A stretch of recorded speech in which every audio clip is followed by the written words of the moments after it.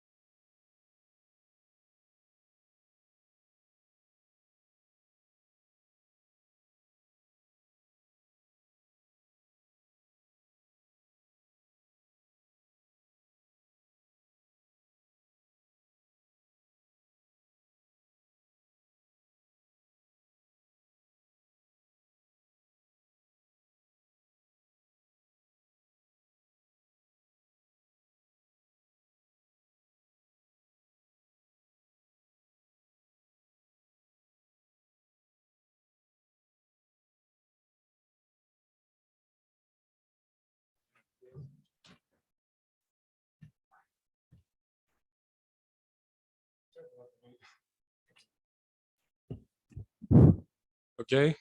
Can you listen, everyone? Okay. So, Your Excellency, distinguished guests, ladies and gentlemen, on behalf of the International Center for Black Sea Studies, I would like to welcome you all here and thank you for your interest in today's event.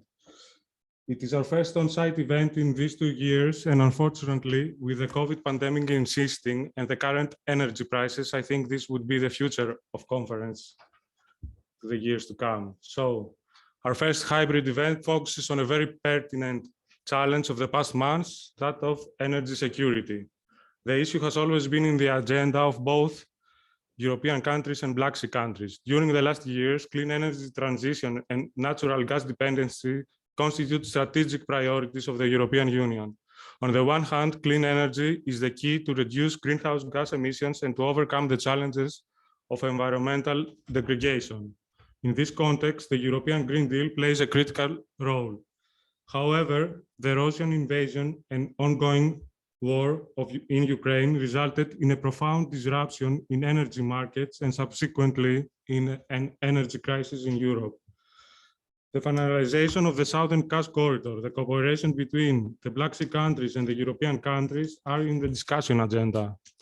Today's event is co-organized with the Center of Analysis of International Relations of Azerbaijan, a significant energy partner in the wider Black Sea region.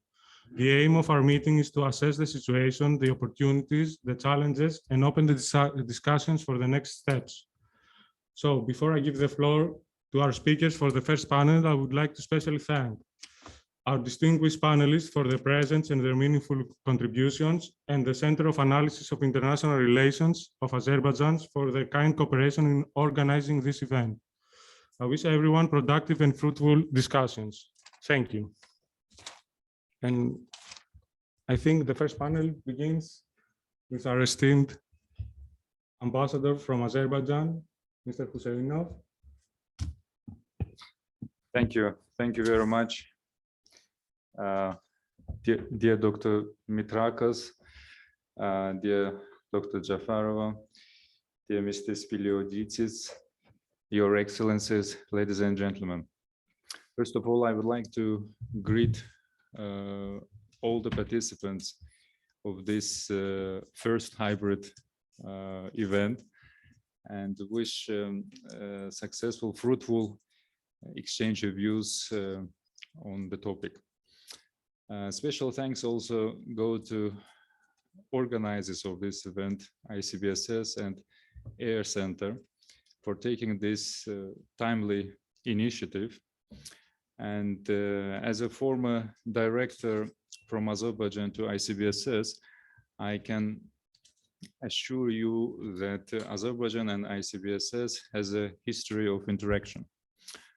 And for the last almost 2 decades, we have implemented a number of joint projects, and be that in Baku or in Athens or in any other cities. If I'm not mistaken, there was also one event organized in Genge, city of Genge. Yeah. So the second largest city of Azerbaijan. So I would say that this interaction between 2 think tanks are not contributing, or has not only contributed to the international agenda, but also to bilateral relations between Azerbaijan and Greece, and we appreciate that. I also highly appreciate this invitation to me to join this event as a panelist, and I have to mention that this is the first time for me to join the event of the kind since my posting as of end of 2019, and so this is also a sign of good willingness and constructive approach by ICBSS. We appreciate that much. So coming back to the topic of our panel, I'm supposed to talk about EU's opportunities and challenges in energy sector. But with the permission of Mr. Mitrakos, if you don't mind, I will focus mostly on contribution of Azerbaijan to European energy security. And I am sure that the panelists of this panel will thoroughly reveal the topic. And I would be, I will try to be as short as possible, since in the room we have experts from Azerbaijan. I'm sure that they can brief much more, but what I would say that since 1994, following far-sighted and tailor-made economic and energy policy, Azerbaijan succeeded not only in stabilization of economic situation in the country, but also became a reliable partner through implementation of a number of regional transportation energy projects like Baku-Tbilisi Supsa, Baku-Tbilisi Ceyhan oil pipelines, and also Baku-Tbilisi Erzurum gas pipeline.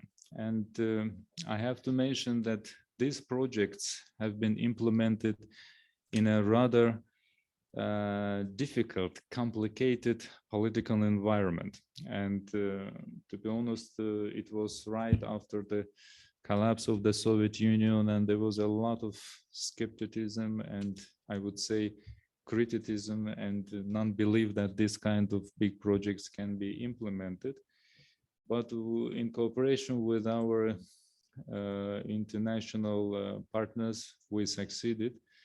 And these projects not only contributed to regional energy security, but also to promotion of our bilateral relations with Turkey and Georgia. But that was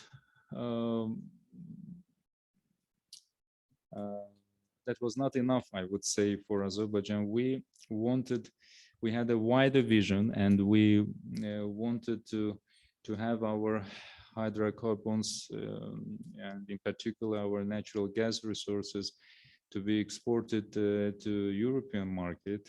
And by this intention, we didn't pursue only our commercial interest. We wanted to also contribute to energy security of Europe, as well as to diversification of energy supplies. So, as you know, since January 2021, together with our the participating countries and also international collaborators, we succeeded in implementing the Southern Gas Corridor. And being in Greece, you know, many know this project as a TAP, Trans-Adriatic Pipeline, and this part of this segment of the corridor, as you know, was projected for transportation of 10 BCM of natural gas. And already this year, we expect that the exports will be even more than 10 BCM. And overall, last year, we exported 22 BCM of natural gas.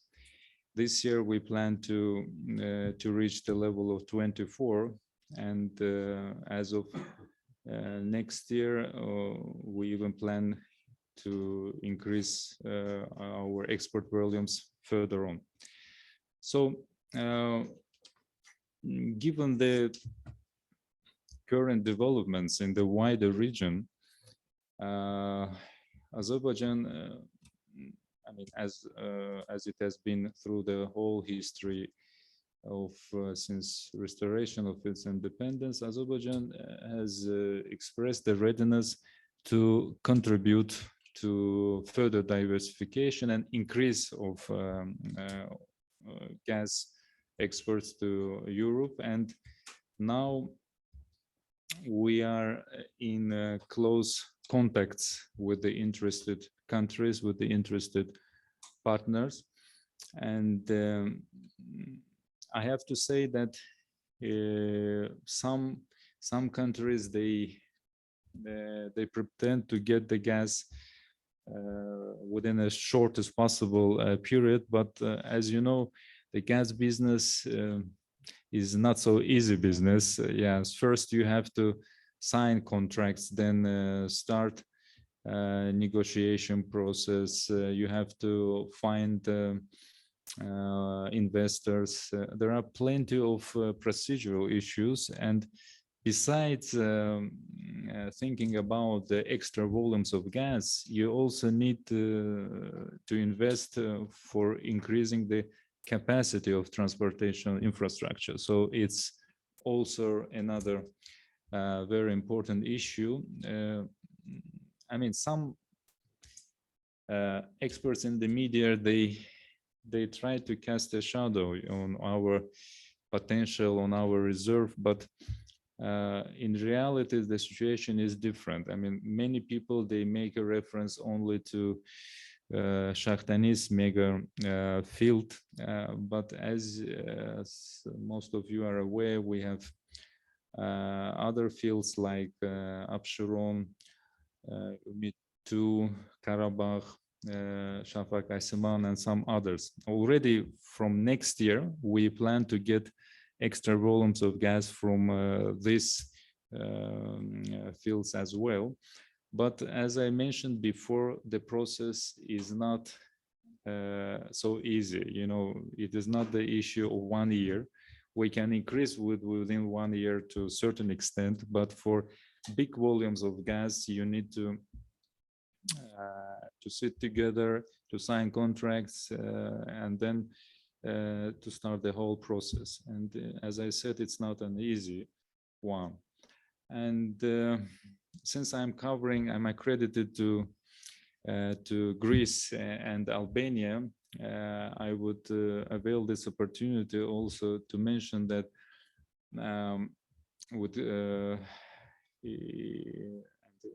I mean, actually, this is my second posting, and I was in Greece from 2011 to 2015 as a DCM, and I remember the time there were a lot of interaction between our countries, and I remember that on the highest level we had really strong relations, and following this, as an outcome of this strong interactions, I would say we established together a physical bridge between our two countries, and I'm very happy for that. And I personally think that we, at least in the sector of energy, we upgraded our relations to the strategic one. And today, and also I would mention that before implementation of this Southern Gas Corridor, I never heard about the intention of Athens to transform the country into a regional hub. So yeah. So this project somehow contributed to this idea, and now as I follow the developments in Greece, Greece is doing its utmost to attract as much as possible energy resources from different sources, and try to try to attract this resource not only for its own consumption but also for the transit. And by the way, as I understand from local media, as of next month, this IGB, the interconnector between Greece, yes, it will be also operational, and that's also a great development. And I believe that in the shortest time we will have also Albania not only as a transit country but as a recipient country of our gas. But for this, Albania needs to get infrastructure. Yes, they have to think about the relevant infrastructure. And when it comes to Western Balkans, I would like also to mention the necessity of those countries involved to think about also realization of this Ionic Adriatic pipeline. I mean, there is a such project, but still, although the talks are going on about even more than 15 years, but there's no concrete steps taken. I think that the time is ripe, and the countries with the assistance of European Commission can go further on and think about this project. And I hope that in the years to come, Azerbaijani gas, maybe together with some LNGs. I know that Albania also trying to get this floating, how they call it, FSRU. Yes, so this is also very promising. So for Albania, it's the greatest foreign investments ever made, and I hope that for all the countries of the region will have a diversity of energy supplies, and Azerbaijan can contribute to this process. Yes, I mean, we cannot compete with the with those countries with a greater volumes of transportation of gas to the region, but at least we can contribute to diversification and to energy security of Europe. So thank you very much for your attention. That was short what I wanted to say. Thank you. It was very useful, very interesting. You talked about how difficult it is to make new contracts in such a short time. And I remember an American official who was trying to sell us this idea of the FSRU in in Kavala. And he said that if we sign the contract, it's like a Catholic marriage, it's forever. And then we told him that we were Orthodox, so for us, it's not forever. Yes, if you allow me, I will add that as far as I know, that now on the level of companies, there are talks going on the extra volumes of gas between Greece and Azerbaijan. But I would be pleased if we have also a political dialogue on this issue, because many countries, I myself this year paid, was in Azerbaijan twice, once with Prime Minister of Albania, then with the President. So this issue, as I understand, needs to be discussed also on the political level, not only on a commercial business level, but also on a political level. Okay, so you're saying there is a lack of discussions in this? I don't see it, at least. Okay. Good to know. So our next panelist is Mr. Novresan Lotmadice, Department Director for International Economic Relations of the Ministry of Foreign Affairs of Georgia.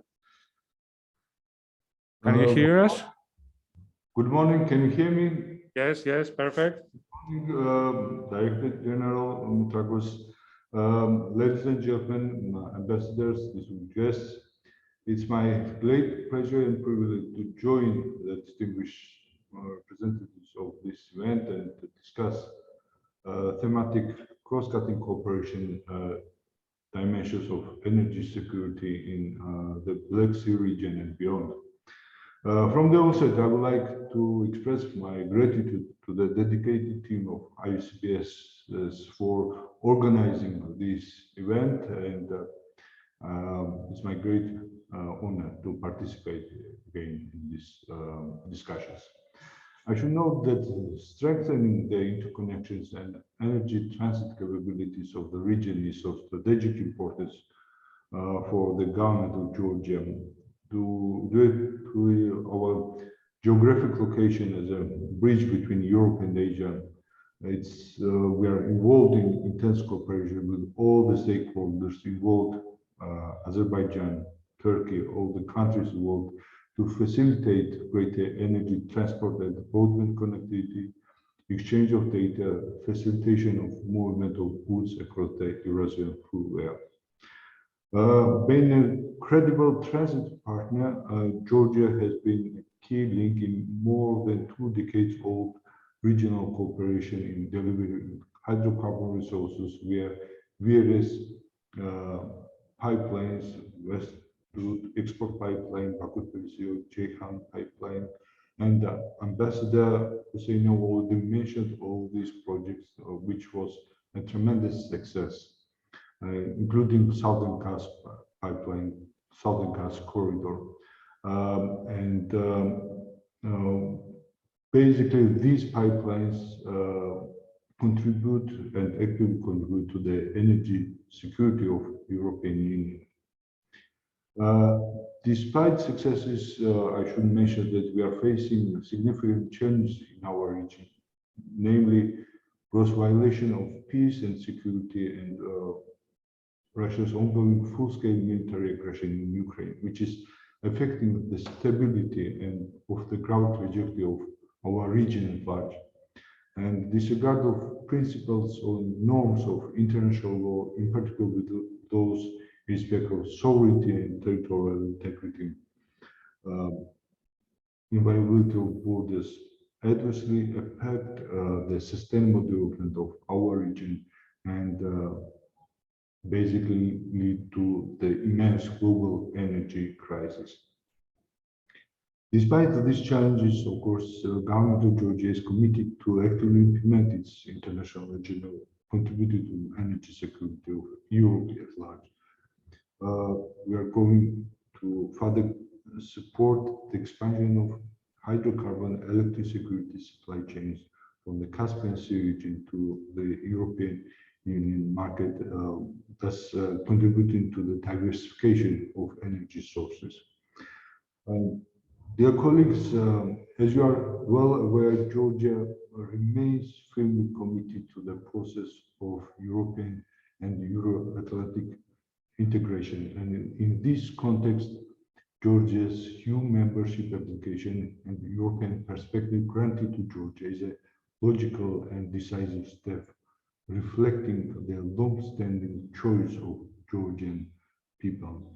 As we are eager to push the boundaries of Georgia's integration with the European Union, government of Georgia is working with the partner countries to develop the Black Sea submarine cable project, Georgia-Romania project, connecting Southern Caucasus region directly to the Southeast Europe via submarine cable crossing the Black Sea.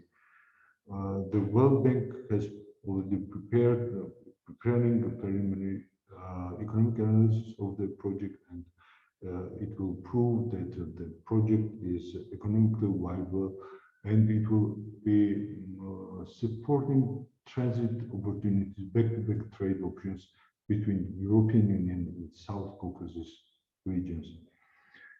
In these times of increased geopolitical turbulence, enhancing Europe's alternative transit and alternative energy route on EU global connectivity map is of particular importance.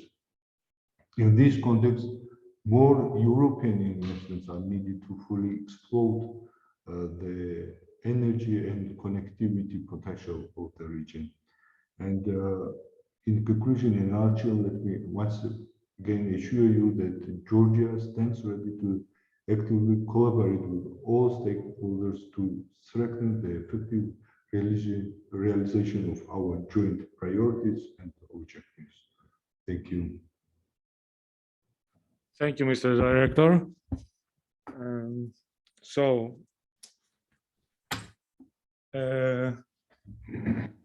Now we're gonna pass to Mr. Dr. Marco Rizzeri, Secretary General of ICBSS, Institute of Italy. So this is, we had the one side of the corridor and now we go to the other side of the corridor to hear if, I don't know if you listened to the ambassador of Azerbaijan about ICBSS-AIR. If you have Yes, I listened well. Okay. So you have the floor and thank you for attending. Allora, first of all, my deep gratulation to your institute and to you, Director Mitrakos, for this initiative. It's very important, and I want to take the opportunity to say my best regards to the ambassador and to directors, the previous speakers. My reflection, we are doing in our ICBSS think tank, a primary think tank in Italy, and we work with the international connection and in network. And in this period, we are putting our attention about the problem of sustainable development, because the central question we have on the table at the moment is if this conflict can be a driver of change, can give new impulses to the change, to sustainable development. This is the basic questions. And we see that there are a lot of initiatives taken at European level under the emergency. Some of them are quite contradictory. And for instance, in the idea to incentivize the carbon fuel, it's a sort of coming back. We have to push forward in this direction. And even in Italy, we are organizing an emergency situation with the diversification of gas resources.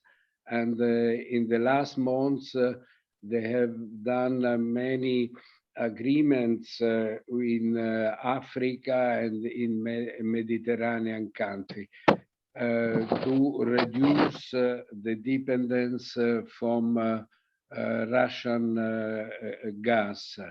And still we have Italy in security, as they say.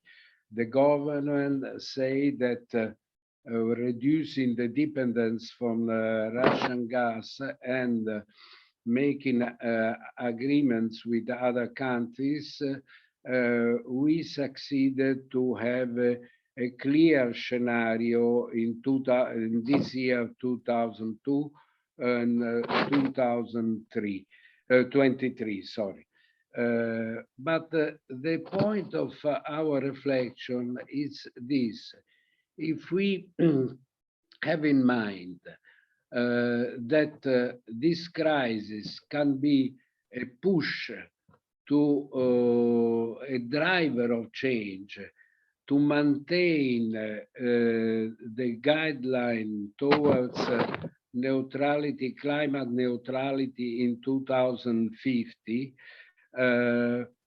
we have to study how different countries approach and maintain this type of goals in the next future. And the first point to underline, we have to start from the sustainability plans, the so-called voluntary review that all the states have sent to the United Nations for sustainability. It's very, very interesting to see how the different countries approach the sustainable development, maintain sustainable development in this difficult situation. For instance, we have studied the plans that Azerbaijan sent to the United Nations. These are official plans that have been submitted to the review of the United Nations. Azerbaijan sent 3 plans in 2017, 2019, 2021. And the results, the most important results emerged from these plans, it's that United Nations recognize officially that the efforts made by Azerbaijan are very, very good and go in the right direction of sustainable development. Azerbaijan is linked to the ranked as 54 in the among 166 countries. So a great result, 54 position in the scale of total 166 countries. And they present a very organic initiative, strategy for reducing gas emission, for energy, the source from energy, alternative, renewable energy sources, and so on. And the World Bank ranked Azerbaijan last year as the 28th place position in the scale of 191 countries doing business in Azerbaijan. So this means that the efforts made in towards sustainable development that include energy alternative give the result of a really good situation in doing business with Azerbaijan. This is very interesting because means that the two direction, energy diversification, energy supply, energy security, facilitate the doing business in a country. My suggestion is to an institute like ICBS to make a comparison with the other plans presented and at the moment under review of the United Nations. For instance, we have studied the plans of Albania, that it's completely oriented to be harmonized with the European Union regulation, or Greece, that has national energy climate plans since 2019.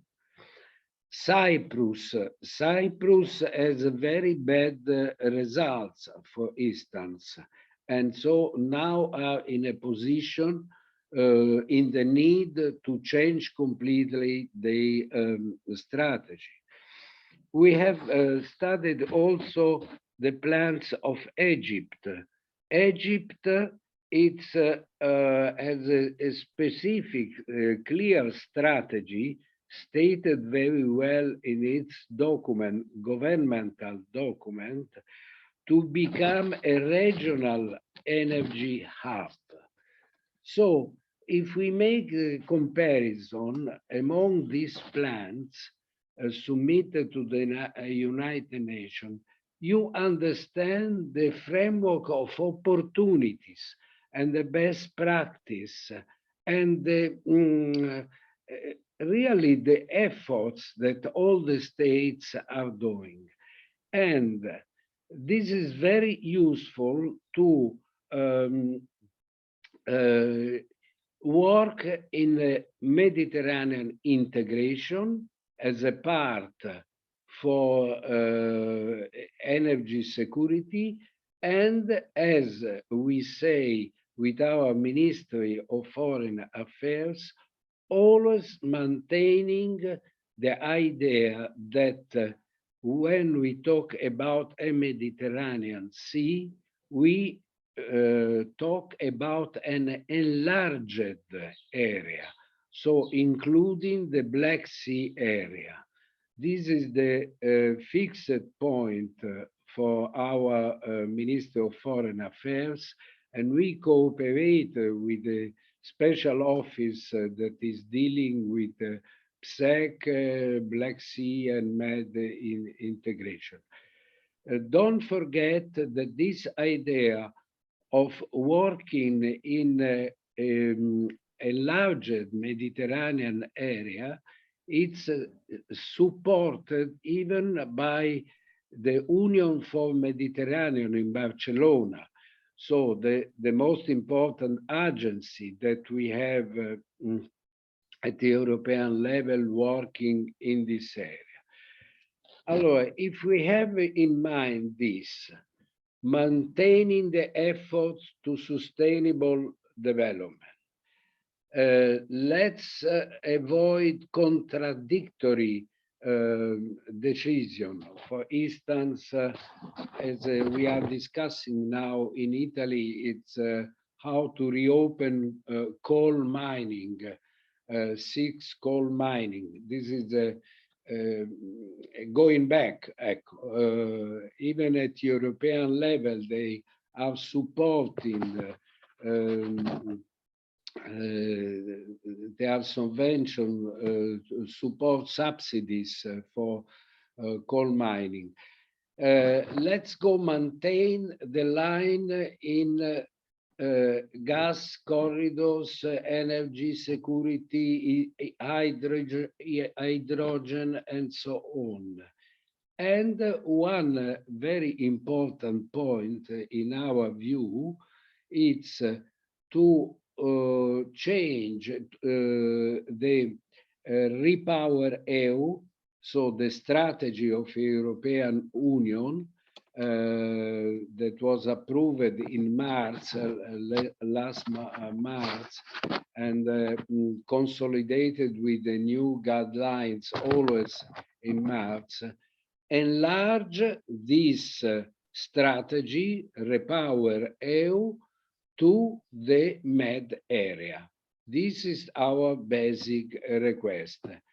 I repeat, when we say that Med area, we always think to enlarge the Med area, including the Black Sea.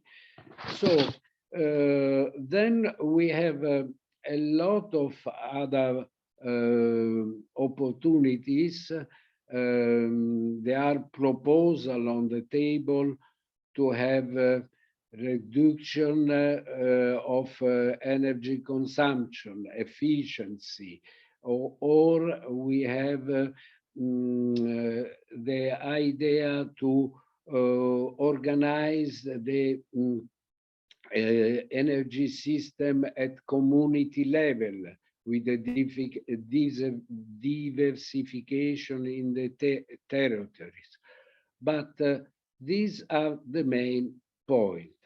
Enlarge the Repower AIR strategy to involve the Mediterranean area, enlarged Med area.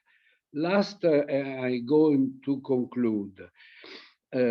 Just in this day, we have the G7 summit. And one of the most important topic on the table, it's a huge investments for energy sector, 600 billion euro. This is the idea, and the United States have already fixed 200 billion euro. So if we are going to see what is the basic strategy, it's the energy security and energy diversification. So there is the framework for making something very useful in terms of security and in terms of innovation. My suggestion, and I conclude, is to study well the plans that single states have submitted to the United Nations and that are currently under the revision.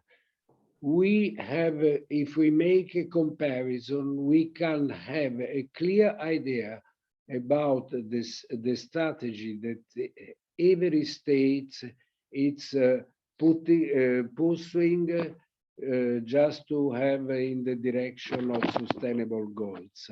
And this is the basis for other initiative, parallel initiative, but this is the main way to follow.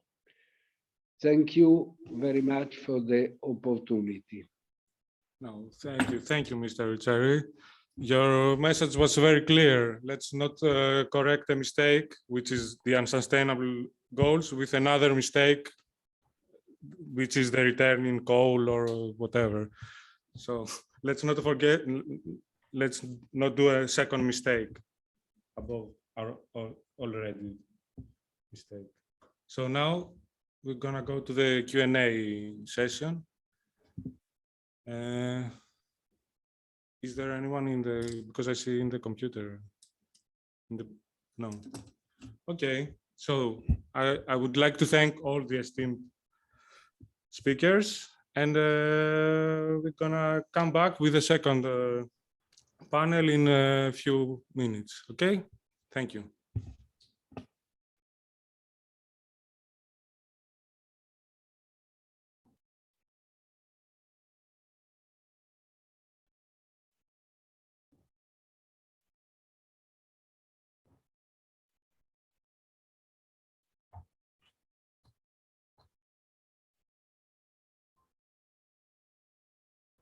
Είχα πάρει δύο τέτοιες να τρώγαμε το πρωί μαζί. Ναι, έφαγα, εγώ σου την έφερα αυτή. Τώρα είναι το ίδιο, το ίδιο. Άμα θες, άμα.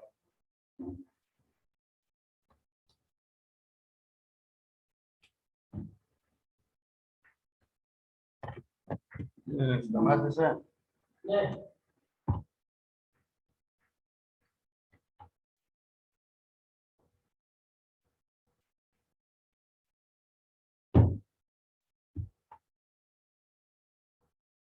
Μέχρι να τα πάρουμε.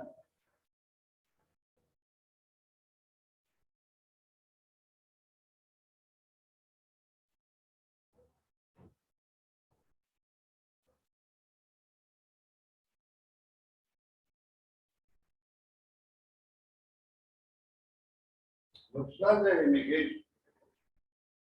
Θα το να μάθουμε τις άβελες πάρτες. Είναι, μουσάσες δηλαδή,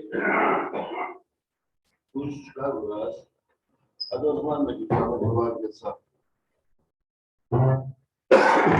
Τι γίνεται εδώ? Δεν καταλαβαίνω. Εσύ καταλαβαίνεις? Adoro marga harsine mete kangaro. Technical support λέει τότε.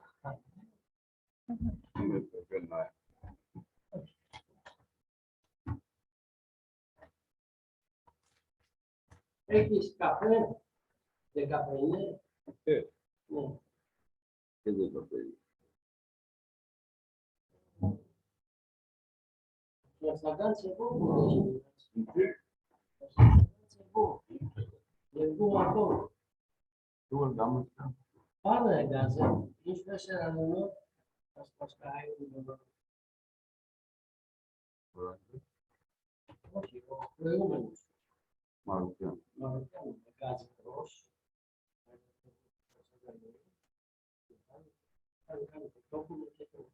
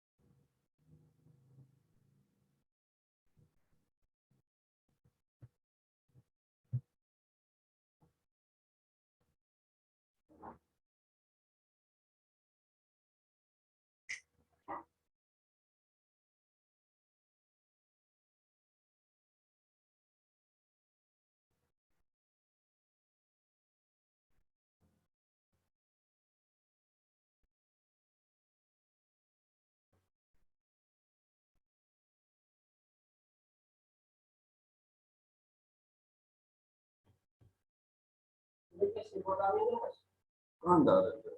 Ναι. Burada da moren joinari yastevde. Φαίνεται θα τους πάρει να τους και τίποτα προβασουσίες. Yerevan με kameran basın, Προφέσιμες συνδεσάν. Esnan, αναραβορτuna. Anyway, Εντάξει, από εδώ και κάτω. Του είπα κάτω κάτι εδώ.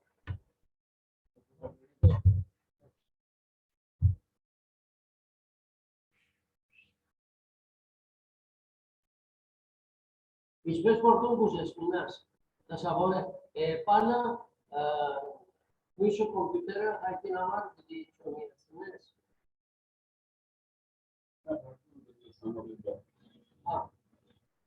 Ίνκα σαν κρεβάζε, ύπρε, άντς. Την καρανά πάνω μη. Και δεν σε εντάξει, μη κάνει αγκάμα ουσούς. Coges και ρεκτονές.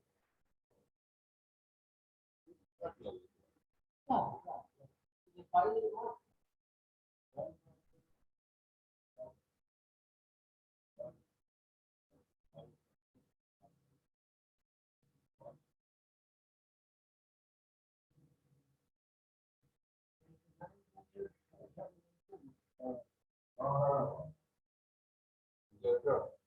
Δηλαδή ερωτήσεις και τέτοια. Πάνω από τώρα χωριστούν δεν ασορεί. Αντικά βορράτια θέλουν, το άσο στάνει μπανάνες, άμα φεύγουτα. Αντικά, Πάνω σε που είναι μια σας. Բաներս ադարուստը։ Ասոյներ Գերմանիան ինչմիջապոն է։ Ամուստեն։ Եկրե παιδί μου τσουνί, κεντρώνω τσουνί. Εσύ δηλαδή, ένα μικρό λέω πάντα. Έλα, στην Αθήνα στο κέντρο. Σου κάτω μου και κέντρανε, δεν πάρω το πλάστα. Ένα ισόβιο είναι 200 τετραγωνικά μοίρας. Είναι έτσι και έχει και πατάνι πάνω, τραφανού και πάνω.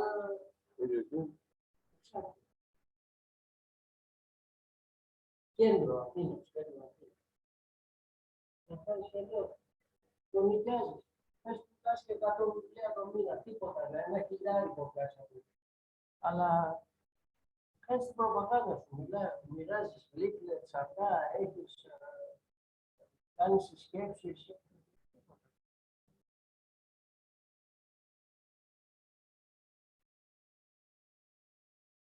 Πάμε σαν και εσύ. Τώρα αυτό και τα παρακαλώ. Καλπακιανή δεν ορενοεί, ορνόρε, μεκτάρι. Καφερωτά.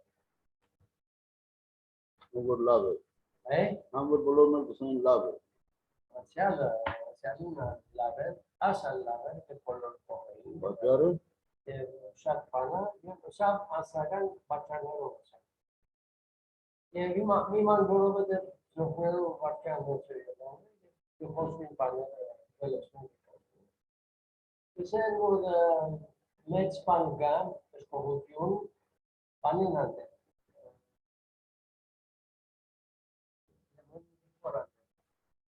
ինչարար է ինքը որ հաշկորբա է։ Ինքը դմտնա, ացնում է, որ իրեն չի կարապել, հաշկորբա է։ Եվ բացվում է խոսում։ Եթե ուզես ավելի բան, ուզում կրնաս դավիլ ասմիկին, որ անալ բանին է, Վարչության և ասի ավելի բան է կան, մի ման անդակվեր է ասացում, ինքը կտետետետետո Արդում։ Տողուդ է բարոնարիս։ Ադի այդ ֆիգուրն է, ուր որ գործինքի կար մեղն է։ Նորդին է լևոնի պես չէ, ուր որ արիտ ունի ֆաշիստ է։ Նույն տիպ, վատ, միան իրենց անցի համար կաշտատում։ Լավ պատմեն որս։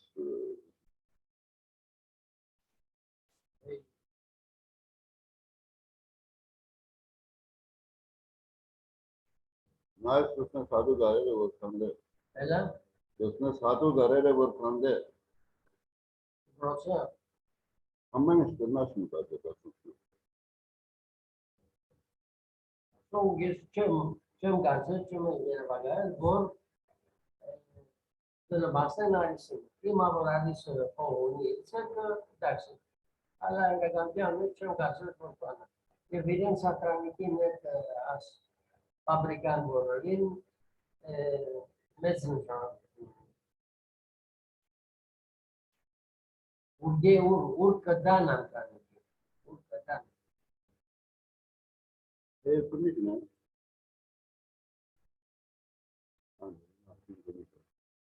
Պրնիկը գաբալում է։ Varduvanu iş kurdu.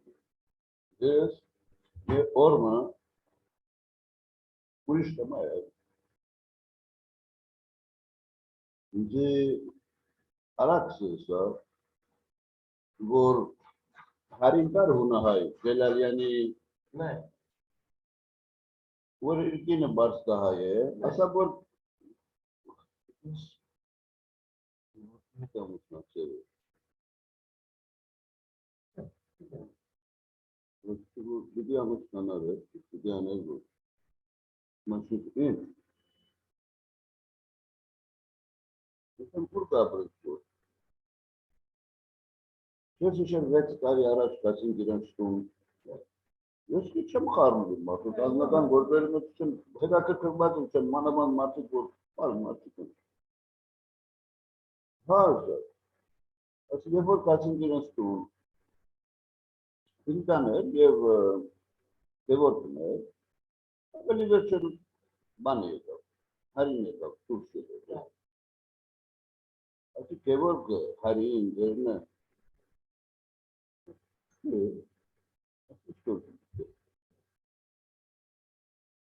Այսինքն ես պարծություն եմ, բայց դոչքը ասը։ Այսինքն ասել դուգեմ, որ մեկ կյանք մեկի հետ, որ աշխատանքային որովի բան չի, բիզնես որովի բան չի, շահի վրա, ինչ գործում, ես ուրիշ կապ չի։ Այսինքն սովորական բան եմ ես համարում։ Ես կարծեի, որ ենթադրեի, որ դիանոցների որ ինչը Մարինա։ Մարինա, Քրիստինային է, լավ չէին կարծեի։ Հետո ես լուրջ չունեմ կարող։ Ես մեն լսացի, որ կարծեմ Քրիստինան բան արել էր, որ ինչ գործում ես յար, որտեղ երբ որ հետը է, այս աղջիկը միշտ հոսք մնաց, որտեղ գտեցնեք։ Ու բարգել και գերագույն պատասխան։ Կարծեմ Քրիստինան լուրջ չուներ, որ ինքը, թե որ հոսք չէ, ու որ պետք է իմանա։ Սա չէ նա։ Երբ որ եկել է, Գնես, չուսելով դրամապանական օրենա շուստա, պատասխանները կան, դնասանագի է պրոմինա։ Ադիգ նշանակի, ես ինչ եմ ասում, Այլապես կսես, որ ուրիշ է որ կկա կետար, որտև եթե ասեր հոս կմնա, Հետող բարգիրը։ հետ բարգ, ես պրոբլեմ չունեմ, դուք չունեք, բայց Քրիստինան կարելի է պրոբլեմ ունել։ Եթե ասեր հոս կմնա, նշանակի կբարգել է։ Եթե ասեր հոս չմնար և կմնա, նորեն նույնը կնշանակի։ Բայց ուրիշ ծեր չի բացատրվի։ Ես ասի գալ գասկասեի, որ լավ բան չունի, հարապետություն չունի, և անդրանիկը իդեստուն, որ ենդարկված Եվ որ ինքը բանը, պամոդիսը բայց գնե վերջո։ Բահետ, սերտ դապել, Բարձ, միայն այդ երևույթը բավարար է։ Ես ամասա և որ Սավաստանը Եվ դասկատին, որտև անդրանիկն էր, ոչ թե մենք իմ արդուան է կուշեր ալնդլոն եղեր է, բայց ասլղան հեչ կան չապրած։ Դիպանանեն հոս եկավ, դուդուկ, մեկ շապատ հետով, Քրիստինան արավ, և սանք մնացել է, և որպես մարդ, հետպեսակ է, որ ասում ես։ Եվ ոչ մեկ ընկերական կյանք էլ չունի։ Այսինքն այսօր է չպը, ասկան տարի, մարդ եթե չէ եկած դուրս է, մի անգամ չեք կացած մետեղ սուքշում է։ Ինչպես որ պղոցըտ կն է։ Չես կրնալ Edgar ժամանակ, սպիսպը շատ ուրիշ երեսույց։ Միշտ ատեսակը վերջը կատկան։ Հիմա Քրիստինան չէ արձը, ես 88-ին, կեզ ես ատեմ հաստատ մոծած ես։ 88-ին, դեր ասմուգայել ողջ է։ Ես իրեն աղստվի, Եվ մոհատը, ապելի երջավուկ է։ որ դարի, 88-ի սկիզբին, որտեղ ես տղան շատ անողնահար է։ Ես չէի իմանում, որ այդքան 87-ին ասինակ սխալ կատարեց, ես լուր չունեի։ Ու դեպի եկավոր, բոլորի առաջ, իրեն սարկավ, ողջեք ես։ և ես լուր չունեմ նորեն, սա մինասին գող է, ես մարդություններ ես կազմակերպությունը չկար, ինձի լսել է, ուտի այդ է, անոր սարկավ ինձ, ինքն էր, որ կազմակերպությունը պրգեց, բանը կա, իր ստորագրությամբ, ռեպորտը կա, ունենք, Malakan üç kursu, üçü kursu aslanıda. Yes, giden depti. Üçü masın kursu. Vajus kazmaca kursu, çem kursu. Bu da kazmaca kursu, bu danki meş çok. İlk ne var? Yev, esira.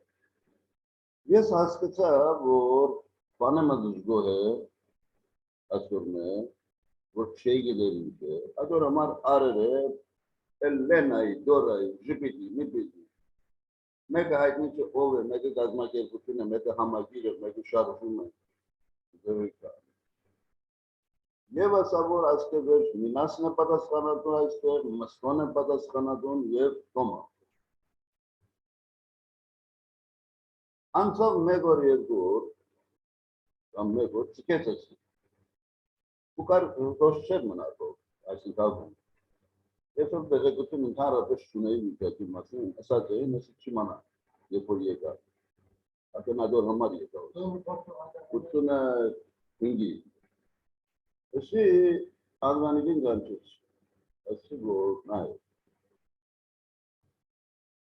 इस चीज़ के नीचे that is immature पदार्थ है वो इस पदार्थ खाना तो है इसके लिए चला वाली शर्त पदार्थ का कुछ है ऐसे आज सिस्टम है जिसमें हस्तानाली सिस्टम है more to amin charares acho to chicken inches acho to chicken inches jete boro me ba mishko garba skala ne asas me kena wo asan karna skala ne betke esme asinkan inki dis pasar mudra hai jo ye sel harbat hai anto ye kam boro ne ikiran konche yes yerku tari hai to ki manam और आंदोलन करता जो मुजाहिदीन ऐसा जो असर तो उसका है बेटा उनके उसका जो खालिस ये वाला सिस्टम खालिस जब आंदोलन ये ले रहे मुश्किल आंदोलन पर के लो हमारा मार्ग से ना खुद गेडी निकाल मारती है शंका ये ग्रोथ ना सर असली असास में ना सिस्टम है वो उसके दुलाव ने इसके बात ने इस शायद आम लोग ना हर उत्सुकता में सीखने इनसे हर सियासी में अर्थात नहीं ऐसे ये पर उत्सुकता मुझे है कि ज़रूर सकते हम में नूरा खर्चा मैं ये शुरू खर्चा और ये तो मैं पूरा खर्चों को भी ये स्थिति है वो तो मुझे कैसे कितने ये तो पूरी में कि बस कितने ऐसे बात है कि नहीं करना दीपान हम तो पता साना तो नहीं निकाल माम दगाते के तो सही इंचु होश बोलो रे पूरा करना इंचु बोलो रे देम ऐसा बस अब नहीं कुछ इसके नहीं बात यारो लेकिन करना शुरू है ऐसा वरोबे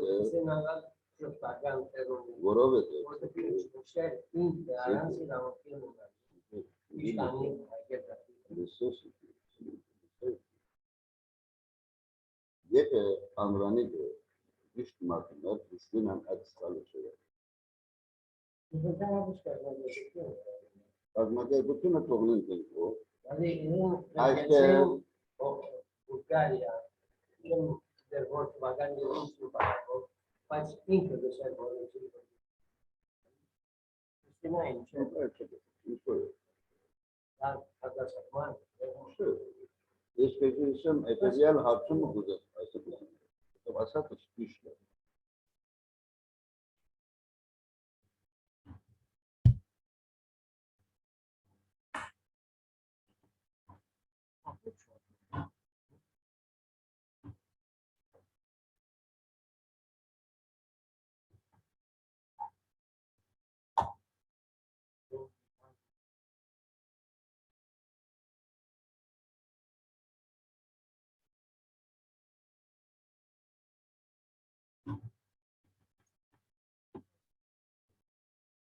Τώρα θυμάσαι αυτό.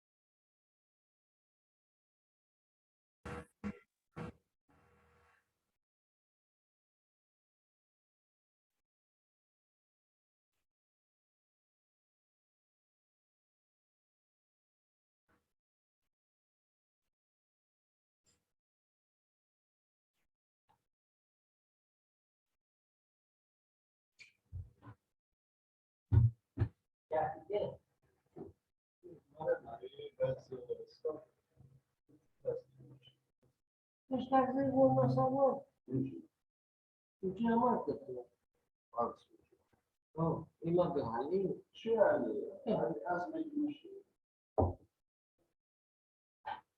Onde essa aí que eu pensei agora?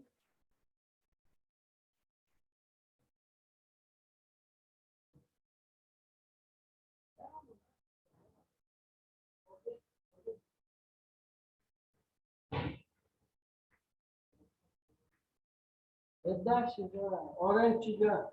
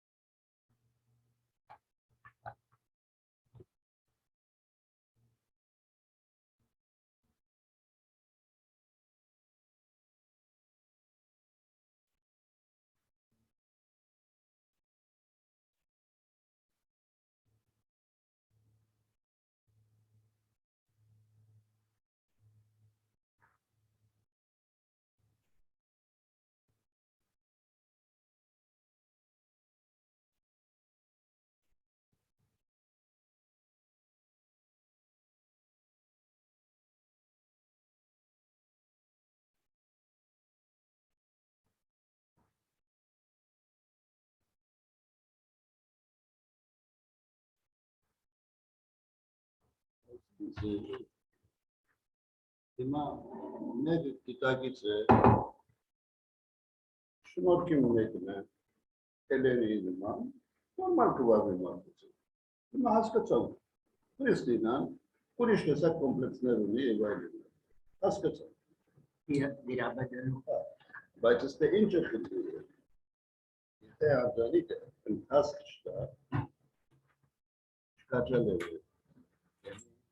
Bir varka kısmına çalışıyorlar. Nada, que πιο πάνω μιλάς. Και ο αρχηγός. Εντάξει, και το Όλα και κάνει τώρα. Δεν μη σου Ναι. στείλαμε για δουλειά και μας. Αρχηγός μης ως τοχής είναι να κάνει. Είναι να σουν γεβαβέτει το πώς. Αν δεν παζαρεύει, τότε του જાય ως Kurişte varsa sıkıntı değil. Kim ne kanı maslakçı. İlk kırnar normal var ve markası, ilk kırnar var ve markası. Evet asası, bir tane rabasını kırnar. Nuyni yedere, bu da varsa maslakçı. Nuyni yedere, bu asıl mekamis varsa kayı, ye kitağısı. Bani haruti kırne ki, sarkere gösterir şefı, ammenmiş müşkülü kutu. Ειρηνή. Ammen ma, etişi. Boşta sadanayı. Ammen markuni lav, ye vatko. Ye koy hayır kaçaları. Vatko mu yere sahip? Gevenel angidakise, etko mu tartışıyor?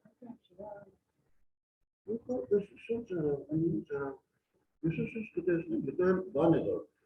Asıl anlanik nat kırnan fosel kuhet, ama yes istatsa. Corona ministru a zis-o. Atunci, oamenii de zgați, ce vad zgați, așa, ori mi lasă toți, mai zi, nu prostă și mine. Și câte minci, de dau vinci așa ce așa de luat. Am dat de sigur, de asta spun cum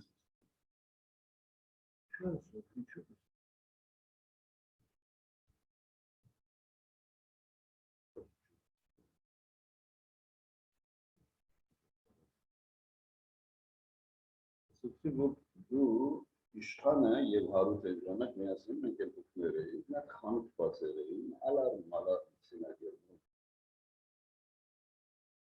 Bu bir neyin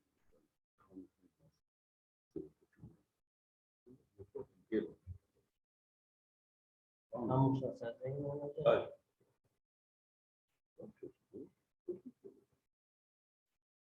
Ինչ է ասես։ Իշխանի մասին հարուտը պետք է իրականին ասել երեսի։ Այսը բանն է, այդ ձևն է, որ այստեղ իրավունք է։ Այդ ձևն է, որ ասոր նեդեր անոր մասին տեղում։ Հա, ես դեռ խոսը գրվեք իրար է։ Ես դա ճիշտ կտեսնեմ։ Բայց խոսեք իրար է։ Այս ինչ է մեկի տակը խորելն ու զեկուց չէ։ Իրար ինչ են ասում գերդեր։ Ֆոտոգրաֆի ռեկորդ։ Եթե գուզես ռեկորդ դանես կամոր։ Հա։ Լավ, հիմա ասի դեղի չէ ունենա ասվարեն։ Չէ։ It's a process. Это типа на понимаешь, мы нямишь. Вот, то закамишь, познати вона поэтому. То θέμα τώρα Եվ ամեն չապստան դավա։ το θέμα είναι αυτό το κολόπεδο εκεί πέρα. Πάνω το πρόσωπο κάτι αυτό.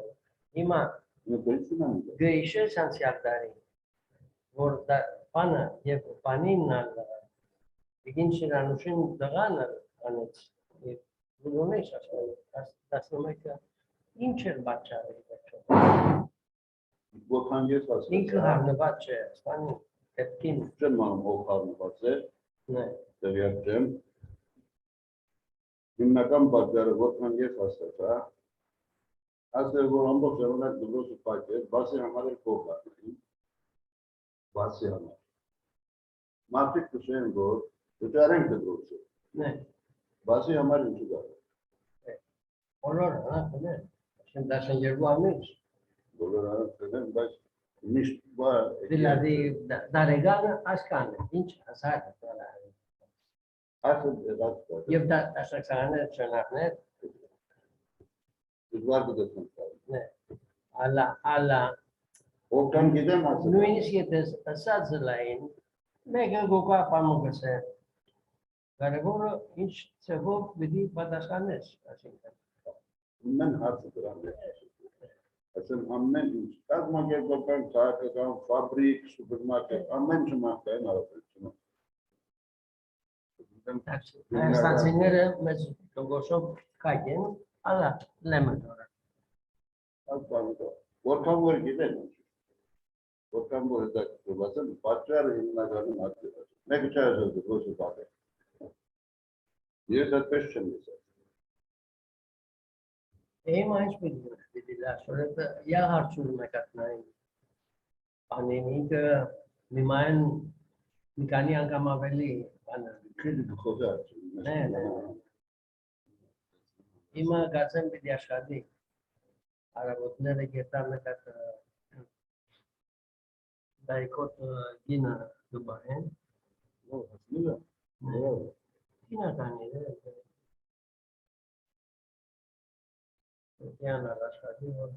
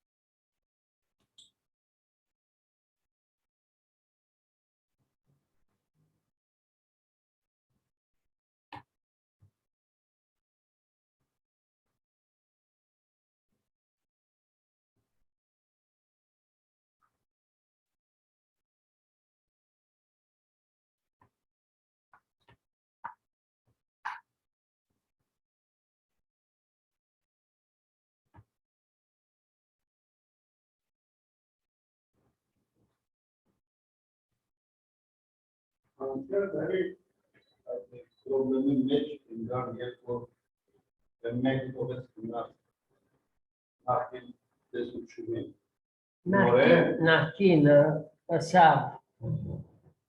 Եվ պետք է ճշտելա, որ ես Dietam pana, Garabaragan. Atio panerma sasazer, ascasazer, mudnorort, for on about the dilam, Mr. Diashadi, Yev Panason. As I say, sub as Nagan Bachanero. As he Yere Kisher, sub, Imani, Partener başladı ya. Ne?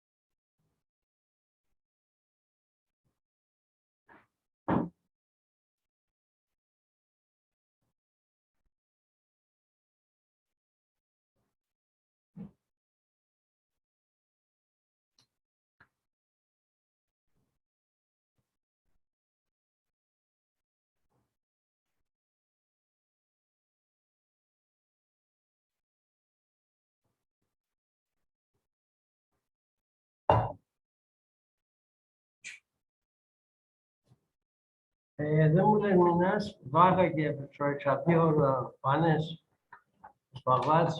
Vağ'ı çalıştı. Ναι, βάγαγε τροχαπιό. Vağ'ı çalıştı. Άσχερ ωραία. Nikadeniz ardu ve kesere. Ξέρε, με κατεφταήν και χαϊκούν. Έτσι λουτιούν, δούνα. Ναι, αματσάινες. Εγώ δεγές που πάτω αρδού τη μεκνή. Ας είναι μίτσε, νίξα πιο όρεψε.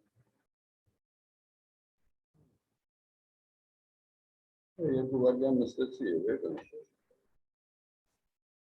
Moral espese. Laveng, dışarı şartlar.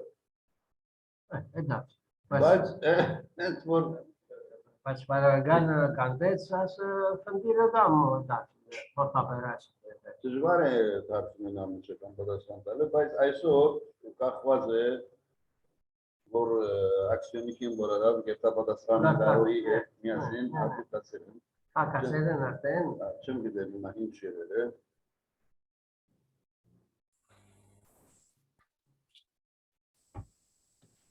Hello, welcome back to everyone. We are starting our panel B, and I would like to thank the previous speakers for their insightful introduction to the topic. And I also want to extend our gratitude to the ICBSS for this opportunity to come together and organize this very, very timely event on this very important topic. And I'm sure this will be just the start of our future cooperation on many other important issues that we might find on our agenda. So the topic of this panel is diversification of EU gas supplies, views of EU energy partners. And it's a very, very broad topic. And I have a couple of speakers on my list. But for the beginning, I want to highlight a couple of issues about what Azerbaijan, as a partner of the EU and as a country that contributes to European energy security, is doing. I don't want to repeat much of the things that were said in the panel before us. But for the beginning, I just can say that Azerbaijan has always demonstrated itself as a reliable partner in transnational energy security projects, and energy supply has ensured the development of Caspian region as an energy hub, obviously together in cooperation with our international partners. And this is the result of the strategic decisions that have been taken in Azerbaijani leadership, and of course, the willingness of our partners to work with us and to contribute to the common goal of ensuring the energy security of Europe. And definitely, this shows that these are the true examples of cooperation and examples of diversification, guaranteeing sustainable energy supply to European and global markets. And the supply of Azerbaijani gas to Europe through the Southern Gas Corridor, when it is the most needed, is the result of this cooperation, is the result of this policy. And our short-term priority is to strengthen the strategic role of Azerbaijani gas. The Southern Gas Corridor is already operational, and it's also looking to enlarge to the Western Balkans, and there are new countries that would like to join the club. The Ambassador Anar Hussein also spoke about the interconnectors in the Western Balkans. Definitely, there are existing interconnectors, but there are also potential buyers that would like to buy Azerbaijani gas. Today, the gas from Azerbaijan accounts for 13 to 90% of the total gas consumption of different countries. So this is a big number. For some countries, indeed a big number. For others, it's a really, really good addition. And so far, 29 billion cubic meters of gas has been transported through TANAP and TAP to Turkey and Europe. And by the end of this year, Azerbaijan is projecting this volume to reach 16 BCM and our gas exports to Europe to exceed 10 BCM. I can speak a lot about, but definitely want to underline the fact that this cooperation on energy between EU and Azerbaijan is something that both of the countries benefit, both parties actually benefit. And Azerbaijan provides a reliable, accessible, affordable gas resources that come from alternative source, provides a diversification of sources and routes. And that's the most important thing, given the current realities and the crisis associated with the security issues in Europe and the EU's attempts to find alternative sources of energy. So in this context, the role of Azerbaijan and its willingness to contribute more to Europe's energy security is something that I believe both the European countries and Azerbaijan can work more on this. So I believe our experts on the panel will speak more on this issue, and in the process of discussions, we can add some more ideas and probably have more discussions. So the first speaker on my list is Mr. Fokion Zaimis, Deputy Governor of Entrepreneurship, Research and Innovation, Regional Western Greece, Vice President of the CPMR IMC. He will be joining us online, so I would like to give the floor. Good morning, I am her collaborator. Mr. Zaimis will be with us in 5 minutes. He will be joining us in 5 minutes? Oh, yes. Okay, maybe I can then give the floor to the next speaker, and then we can come back. Then I'd like to pass the floor to Dr. Shahmar Hajiev. He is a senior advisor at the Center of Analysis of International Relations, my colleague, so the floor is yours.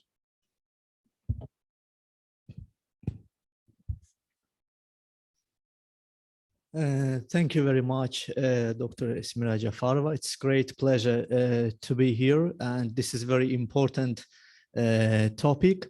I would emphasize one again, and during the first panel, distinguished panelists, of course, touched upon important issues regarding the energy security, current developments, but my presentation, I will mainly go into details and reflect the present situation in EU energy market, the role of Azerbaijan, the current developments, opportunities, and the future challenges. So,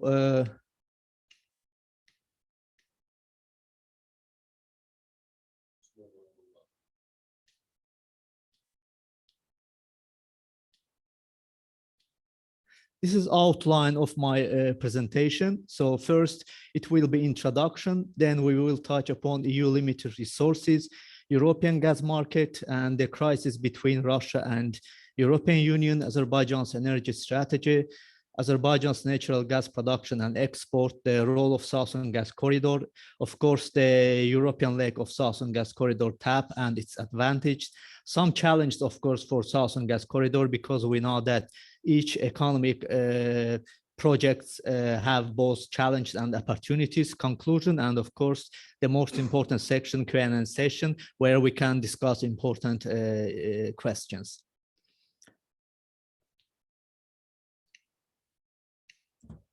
So what's energy security? Because right now this is very important topic and everybody focus on this issue that energy security plays important role.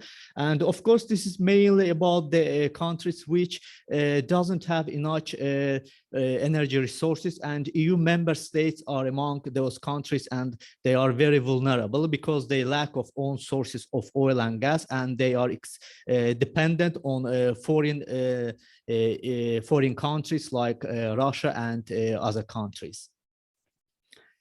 According to International Energy Agency, energy security is the uninterrupted availability of energy sources at an affordable price. Also important authors as Thoman and Bohi emphasized that energy security can be defined as an adequate and reliable supply of energy at reasonable prices. So we can say the following graph. First, energy security is availability of resources, security of supply, transit countries, and security of demand.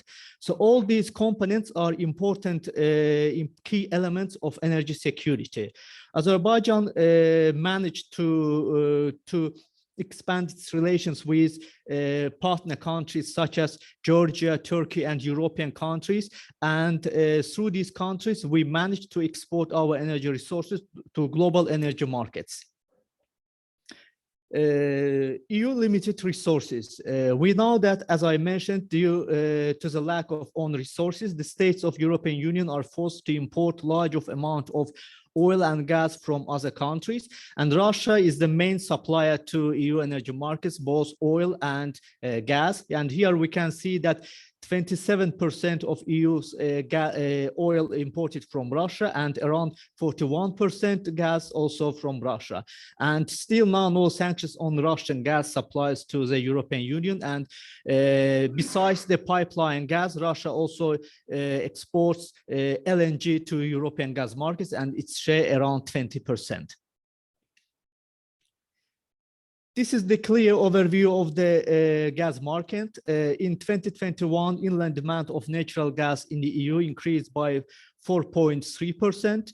EU natural gas production decreased 7.6%, while also EU's natural gas import dependency rate was around 83%. LNG supplies accounting for around 20% of imports in 2021, and countries such as United States, Qatar, Russia, Nigeria, Algeria were main LNG suppliers to the European Union's LNG market. So what right now the main problem in the European Union's gas market is the crisis between Russia and EU, and we know the problem of this crisis, Ukrainian war, and the position of the European Union members towards this war. So as a result of this war, alternative gas pipeline projects Russia wanted to bypass Ukraine. We know Nord Stream 2 pipeline they finalized, but Nord Stream 2 pipeline, despite the fact that finalized, but German government has frozen this project because of their current issues. And the most important issue also the gas payments to Russia in rubles, because we know that Russian government demands to pay European members the gas prices in rubles, and some member states such as, for instance, Bulgaria declined paying this amount. That's why Russia cut off the whole gas supply to Bulgarian market, which is around 96% depends on the Russian gas sources. Now talking about Azerbaijan, we know that Azerbaijan has proved itself as reliable energy partner for European countries. We finalized important energy projects, and the Southern Gas Corridor supplies already gas to European energy markets. And talking about EU member states, we have to emphasize that there are three groups EU member states, because some experts or countries argue that Azerbaijani gas is not so much to cover the EU consumption. But I would say that if there is countries such as Bulgaria, it depends fully on one supply, as I mentioned, 96%, and the Russian gas. So if Azerbaijani gas goes to Bulgarian market, it's very important for them. They can decrease at the initial point around 50% of Russian gas dependence, and further if they increase the volume, so they can compensate almost 100% and diversify energy supplies. Here we can see the Azerbaijani gas potential, and also as dear ambassador mentioned, we have other gas fields like Absheron, Babek, Ümit, Karabakh, and these gas fields will mainly increase the gas potential export of Azerbaijan in the future. So it's not only Shah Deniz project. And the other important thing is the Azerbaijan, Iran, and Turkmenistan gas swap agreement, because we know that we right now buy around 2 billion cubic meters gas from Turkmenistan, and this volume can be expanded up to 6 BCM, and this is also very important to expand export capacity of Southern Gas Corridor, so we can use this gas either to Turkish market or to the European gas markets. So this is important Southern Gas Corridor, and the important elements of this mega interregional energy project. I would here emphasize mainly TANAP and TAP. TANAP is the Turkish leg of this project, and TAP is the European leg of this project. So we have already finalized both legs, and we are now the main gas importer both to Turkish domestic market, also to European gas market. Here we see the Southern Caucasus pipeline. This is the first the component of the Southern Gas Corridor, and we mainly supplied gas to Georgia and Turkey using this gas pipeline. As I mentioned, this is TANAP pipeline. This is mainly for Turkish energy market, and because Turkey managed to diversify energy supplies and supply routes, and in 2021, around 5.6 BCM of gas was exported via TANAP to Turkey. And the last important point, European leg of Southern Gas Corridor, Trans-Adriatic pipeline. This is very important because it actually secured a future energy supply for the EU energy consumers. And we know that European Green Deal program also considers the usage of natural gas as the transition fuel to achieve the sustainability goals. So it's not only renewable energy sources, it's also natural gas, which will support sustainable development of EU. That's why the role of TAP, Trans-Adriatic pipeline, will be high on the agenda over the coming decades. Right now, we transported around 10 BCM of gas to Europe, and which most of this volume goes to Italian market, and other volumes go to Greece, Bulgaria. So this is main important advantage of TAP. Actually, TAP supports gas storage, which ensure the security of energy supply for Europe and the Southeastern European region in particular. It will provide increased flexibility to deal with supply disruptions or seasonal variations in energy consumption. Additional gas prices expected to be lower than Russian gas in the European gas markets. In the future, increased gas supplies to more European countries, including some Western Balkan countries such as Montenegro, North Macedonia, Bosnia-Herzegovina, Croatia, Serbia. That's so it will boost the Southeastern European gas to power market. This is very important for Western Balkans because exactly TAP will create the backbone for gasification, especially for Albania. Also, the gas storage in Albania will support for the further energy security of the region. And the important point also, TAP creates favorable conditions for countries to support energy security by developing gas interconnectors. Here, I would emphasize the role of IGB between Greece and Bulgaria. Despite some delays, I hope that soon IGB will be fully finalized, and it will be very crucial for Bulgaria and other countries, because after IGB, Bulgaria will be the hub to export Azerbaijani gas to other countries such as Serbia, to Hungary, to Romania. This is very important point. And besides that, I would also mention Alexandroupolis LNG terminal in Greece. This is also the part of plan to support energy security, to use these gas to from Greece to Bulgaria and then supply to other regions.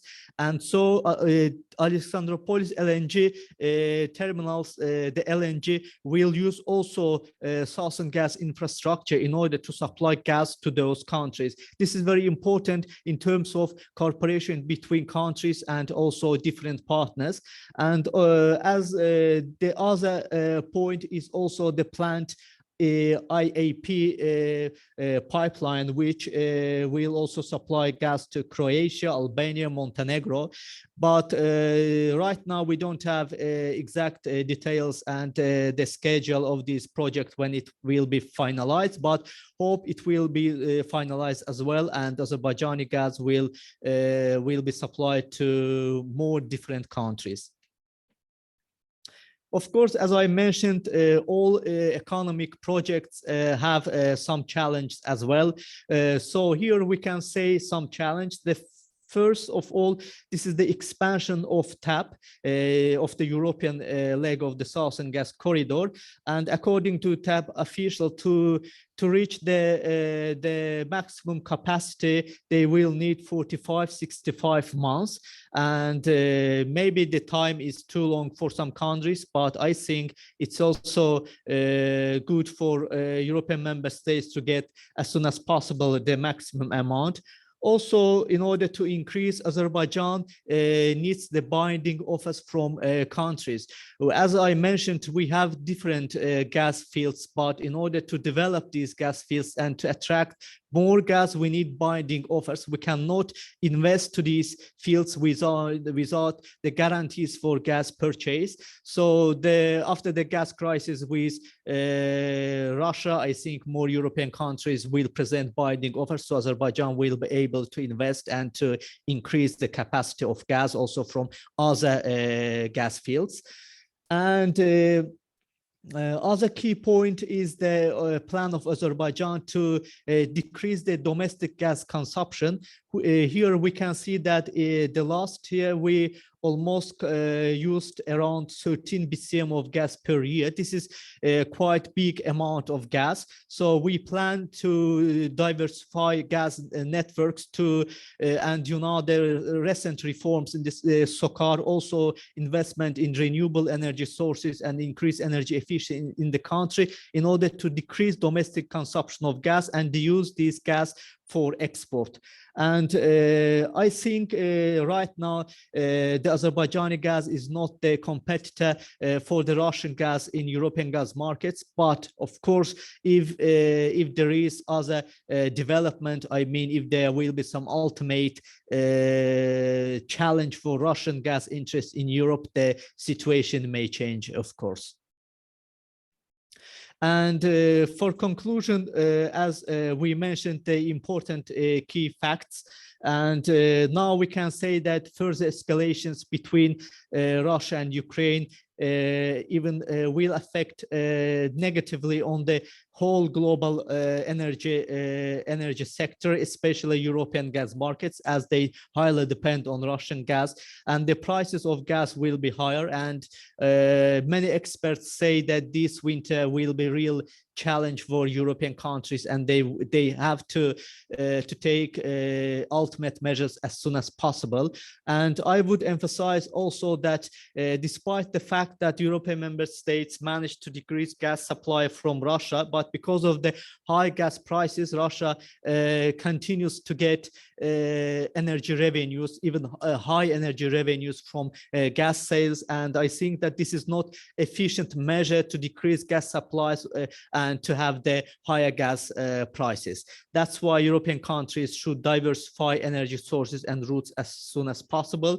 Of course, they have the plan and they to attract like additional 30 BCM from other countries, mainly LNG sources. Also, European Commission signed memorandum with Israel and Egypt to get the LNG sources to Europe. But again, the LNG sources is not sufficient in order to compensate whole Russian gas. So I think that for the coming decades, the role of Russian gas will be again high on the European gas markets, but Azerbaijani gas and the top capacity up to 20 BCM will play important role for the countries, mainly for Western Balkan countries, and as I mentioned earlier, for the countries which depend highly on the Russian gas. Thank you. And if you have any questions, I will answer with pleasure. Thank you, Shahmar. I suggest we keep the Q&A till the end of our session, if you don't mind. Yes. Thank you. And I want to thank you again for this very informative presentation. And obviously, Southern Gas Corridor is based on interests of producer, consumers, as well as the transit countries. And it helps also the EU towards achieving resilient and consumer-friendly energy market, and helps to achieve also the carbon neutral energy mix and achieve also the coal phase out that the EU is currently mostly betting on. However, despite the green energy deal and the EU's pledge to go carbon neutral by 2050, EU also acknowledges the fact that by 2030, they will still need 22% of natural gas in their energy mix. And as the events unfold recently, it shows that natural gas is still going to be very demanded by the EU, by the European energy market, not only because of the war in Europe and the skyrocketing energy prices, but also in order to ensure EU's smooth energy transition, because energy transition also needs natural gas, and therefore natural gas is still very, very in demand and will be still very much in demand in the coming decades. With that, I would like to pass the floor to Mr. Fokion Zaims. He couldn't join us before. Now I'd like to welcome him to our panel. The floor is yours. Thank you very much. And now I'm sorry for not being with you. It is rather difficult today because it is the beginning of the week and we had some urgent matters. Ms. Zafarova, I'm happy to be here on this event. Do you hear me well? Okay. I have prepared a short presentation and then I'll be able to say a few words. Let me just find my presentation.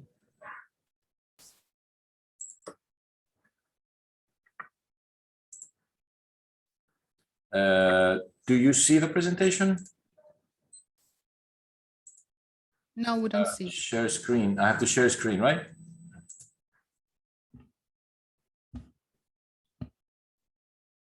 Now? Yes, we see it now. Okay.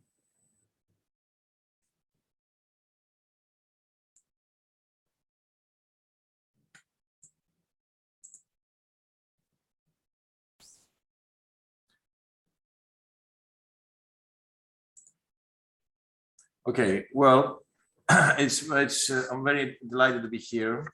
I am coming from the region of Western Greece. We're members of CPMR, as you know, and also in the Committee of Balkan and Black Sea countries. And I'm also Vice President of the CPMR Intermediary Committee. Our region is very diversified. It's a land of lots of agricultural products, tourism, infrastructure projects, but also we're working now, as you will see, on the gas and oil expansion. This is the region. As you can see, there are 3 provinces of Karnania, Achaia, and Ilia. It's the west part of Greece. We have the largest port, Patras, the largest port in the west side of Greece, that connects with Italy and the rest of Europe. So I will talk now about the development of the project that we are actually proceeding very fast. This is a low and medium pressure gas network. It's about, it's in our project of Greece 2014-2020, the European funded. It's a budget of 21 million euros and it has a length of 208 kilometers. It's practically the infrastructure in 3 big cities of our area, Patra, Agrinio, and Pyrgos. It's developed by the public company VEVA, and it will implement, it will be done with LNG. The source of the LNG will be Revithousa, the island of Revithousa that is the main supplier of LNG for Greece. And it will be transferred by trucks to the 3 cities. We've already in the process of building the 3 tanks in the 3 cities. And we believe by the end of the year, the project will be ready and some test events will happen in the beginning of 2023. So it will be in operation by the beginning of next year in all 3 cities. We've been working on that project for many years. We had a lot of problems, especially where we were going to put the tanks. It was a big discussion with the local communities and the municipalities, the Technical Chamber of Greece and the university and other consultants. But I think that the region has played an important role to provide the gas, mainly for the industry. It will be, we have a very large industry area in the city of Patras, so that will give them a great solution for large consuming industries, but also for the 3 cities and for the consumer. Now, at the same time, we are in the process of expediting matters about the pipeline connection from Tripoli. Tripoli is in the center of the Peloponnese, and the gas in the main pipeline of Greece is the ending in Peloponnese is in Tripoli. So we are planning, and the final studies will be accomplished this year, from Tripoli to come to the city of Patras. This is a project run by DESFA, as you know, the public company. It's not public, it's partly public. It's been privatized some years ago. And we are in the process of, DESFA is in the process of finalizing these studies. The deadline for the project, for the implementation of the project is 2026. So, the budget is approximately 85 million euros. The important thing here, in order to make it viable, because the European Commission does not accept gas projects as to be able to be subsidized. But this pipeline will also be, will have the standards for hydrogen and also for biogas. So that might increase a little bit the cost of the production, but it will be able to, in case we will have hydrogen, I don't know how soon enough, but the infrastructure will be there. Thirdly, I would like to say another large project we have on renewable energies. This is the largest project right now being developed in Greece. It's 7 energy communities. It's the largest photovoltaic park in Greece and probably one of the largest in Europe. It's developed in the area of Mesologi. It has 40 partners. It's the local land improvement organizations, we call them TOEV. It's actually the organizations that manage the water in the local communities, in the municipalities and local communities. The municipalities are participating, the water companies and other local agencies. And of course, it's being coordinated by the region of Western Greece. It will put an end to energy insecurity and unbearable energy costs for farmers. This is very important for our farmers and the local government, and will stop the chronic power supply problem in water pumping stations, because all of the area are the agriculture area. They have water pumping, and it's very important to give them a very low cost energy. Now, right now, they're working with petrol. So we believe that this project will completely change the supply of petrol to photovoltaic energy. And also will give our municipalities the possibility to become more self-luminous and more powerful. It will reduce it will help reduce the energy footprint. And of course, it will help our region in the transition to green growth. I would like to say, just before I finish, I would like to say that our region, let me,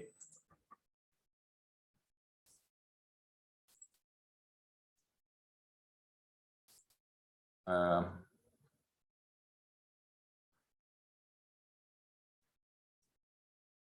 region was one of the areas that renewable energies were first implemented in Greece. Since the beginning of 19th century, we have the first hydraulic plants that produce electricity for the city of Patras mainly. We had the largest dams in the area of Etelokarnania in the years of in the 60s and the 50s and the 60s, and we're still developing some. And we have a very important network of wind turbines. But this is not stopping us from giving a solution mainly to our industries, because industry in the area has a need for natural gas. We believe that the natural gas will be at least for another 30, 40 years, probably a transition source. But my personal opinion is that we have to work on parallel on all energy sectors. We cannot work only on renewables. We cannot work only on gas. We cannot work even in the drilling, because we have given permissions for drilling gas and petrol in the area of in Katakolo and in Patras. There's two major companies in the last process of drilling. So we believe that we have to work simultaneously in order to provide less expensive energy. The important for the local community, and I believe this is a problem for Europe and the world, we have to work on lowering the tariffs for the industry, for the citizens, for the entrepreneurship. We cannot, in the long process, have increasing prices. If we want to have prosperity, and I am not saying that, a lot of important financial analysts in the world say that as the price of telecommunication went practically to zero, I believe that in the next 20 or 30 years, the price of energy will go down. There is enough sources of energy. We have the sophisticated technology to bring down the price of energy with a combination of all the sectors of gas, petrol, renewables, and possibly hydrogen that will also be, I believe, in the future, one of the main supplies. So we have to work together. There should be no exclusion. Any geopolitical problems that we face today, I believe, have to be seen in a more different way. And we have to focus on what the consumer wants and what the company wants, especially the large industries that we have. So I believe this is going to happen. The temporary situation that we have now should change. It's more geopolitical than energy. And I am very confident that if we all work together without exclusions, we will succeed on this target. Thank you very much. Thank you. Thank you very much, Mr. Zaimis. This is really interesting presentation and gave us an idea about also how to marry the energy transition with the conventional sources of energy and how to achieve the best energy mix. Obviously, this is indispensable in order to provide the full energy security. And again, thank you very much for this information about the experience of Greece on that issue. And last on my list, I have Dr. George Kyriakarakos. Okay, research associate of the Center for Research and Technology. So I would like, yes, you would like to add something? He must stop his share. He must, Mr. Zaimis, I think you have to stop share this. Okay, I'm trying to do that. Hold on. Okay. All right, but I can still pass the floor to you so that you can also share your insights. Thank you. Hello, it's nice to be here, and I'm going to make a presentation on renewable fuels from biomass, and also look into their compatibility with existing infrastructure and processes, essentially.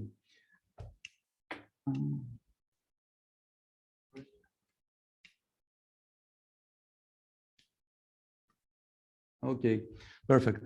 So biomass, as we all know, is probably the most versatile renewable energy source, since we can produce renewable electricity, we can produce renewable thermal energy, we can produce a range of gaseous and liquid fuels for transport and stationary applications. And of course, we can produce valuable chemicals or even food. It can also be carbon negative, which is an advantage that can be utilized to improve the financing outlook of biomass investments. CO2 can be captured at the production facility, neutral CO2, and be utilized to produce carbon neutral synthetic fuels and chemicals. And of course, as we know, CO2 from the atmosphere can be removed from air and sequestered in the soil if appropriate agricultural and forestry practices are employed. And biomass processes are indeed inherently appropriate for circular economy applications. I'm not going to go into much detail in this diagram, but the thing that I want to show through this is that through biorefineries, we can start with any type of biomass sources, and we can end up with, of course, food, feed for animals, fuels, energy, electricity, fertilizer, and so on. So this gives us a very broad range of possible applications that can be tailored for each region and for its specific needs an area has. So I will start with hydrogen from biomass. There are many methods to produce hydrogen from biomass, mainly through electrical processes, thermochemical processes, and also biological processes. We have to state that cogeneration from biomass using various feedstock is already commercial nowadays. And this electricity that is produced and heat can be coupled with any electrolyzer to produce hydrogen. And while we all know that wind and the PV energy are on average cheaper than biomass produced electricity, when we take into consideration batteries, the situation changes a bit and makes biomass cost competitive with them.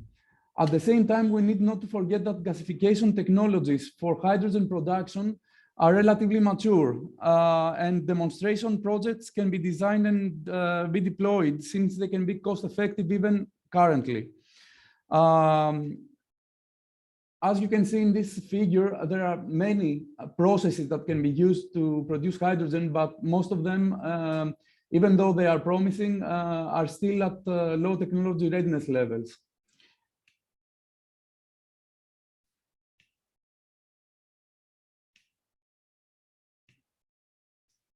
Okay.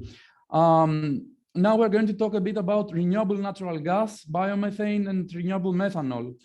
As we know, biogas can be treated to produce renewable natural gas, and by using this term is defined as pipeline quality gas, fully interchangeable with conventional natural gas. We can of course produce renewable methane, biomethane, and renewable methanol. The production is mainly accomplished through anaerobic digestion with anaerobic organisms, through fermentation of biodegradable organic matter, including a vast list of resources like manure, sewage sludge, municipal and solid waste, biodegradable waste, or any other biodegradable feedstock under anaerobic conditions, and of course, pyrolysis and gasification. Most anaerobic digestion facilities currently in operation co-produce electricity and heat. If the markets are there for renewable fuels, they can be upgraded to also produce renewable natural gas, biomethane, and methanol.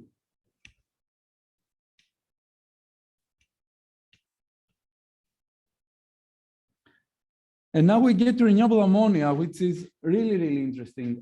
Currently, most ammonia is produced globally using the Haber-Bosch process with high emissions and high energy use.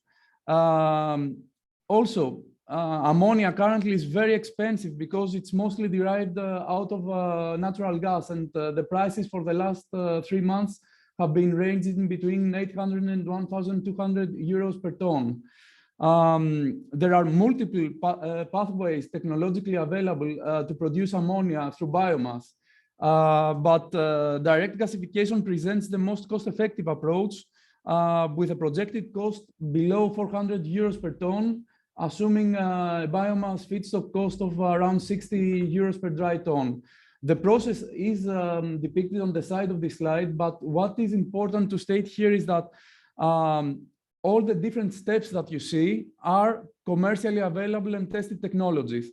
What has not been demonstrated at a large scale is the combination of these various steps in order to end up with ammonia.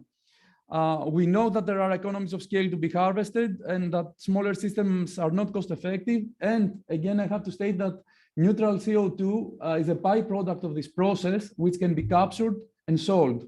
And through that CO2, we can produce other synthetic fuels, like, for example, aviation fuels or anything else we might want to, but at the same time, to also produce carbon neutral chemicals.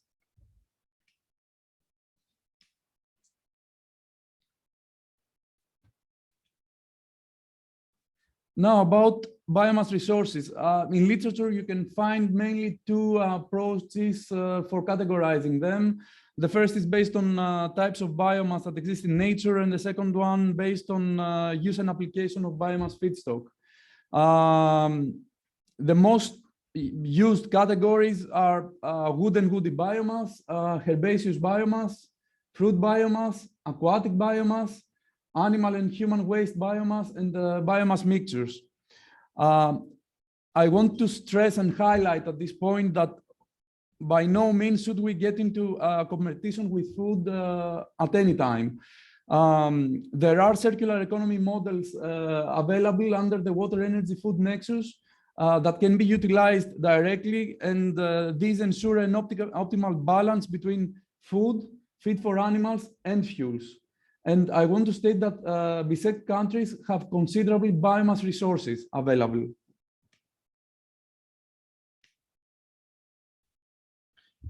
Finally, can we transition to renewable fuels? Yes, of course we can. And for example, renewable natural gas, by definition, can be technically and safely be injected into and transported through the natural gas system, the existing system. Renewable hydrogen can be blended into the natural gas grid. There are many projects around the world which have achieved mixtures of up to 20% of hydrogen without any real problems. And there are companies that offer commercially solutions to upgrade existing infrastructure to support blends of up to 90% in hydrogen, with the ability to extract pure hydrogen while natural gas is still being delivered through the pipeline. renewable ammonia, renewable biomethane, and methanol can be directly used in current applications because from a chemical perspective, they're exactly the same. They are just carbon neutral. And of course, capture of neutral CO2 from biomass processes, as well as soil carbon sequestration in agriculture and forestry, can provide extra income streams, facilitating the investments. Because at the end of the day, you are not just selling the fuel, but you are selling also CO2. And you can also get carbon credits for sequestering CO2 from the atmosphere into the soil. Thank you for your attention, and I would be happy to hear your questions on this. Thank you very much for your presentation, Mr. Kyriakarakos. And I would like now to open the floor to the discussion. I know there was a question and we deferred it to the later. So I'd like to give you the floor because I think you wanted to ask a question at the end of presentation. So please, the floor is yours. Yes. Just a minute.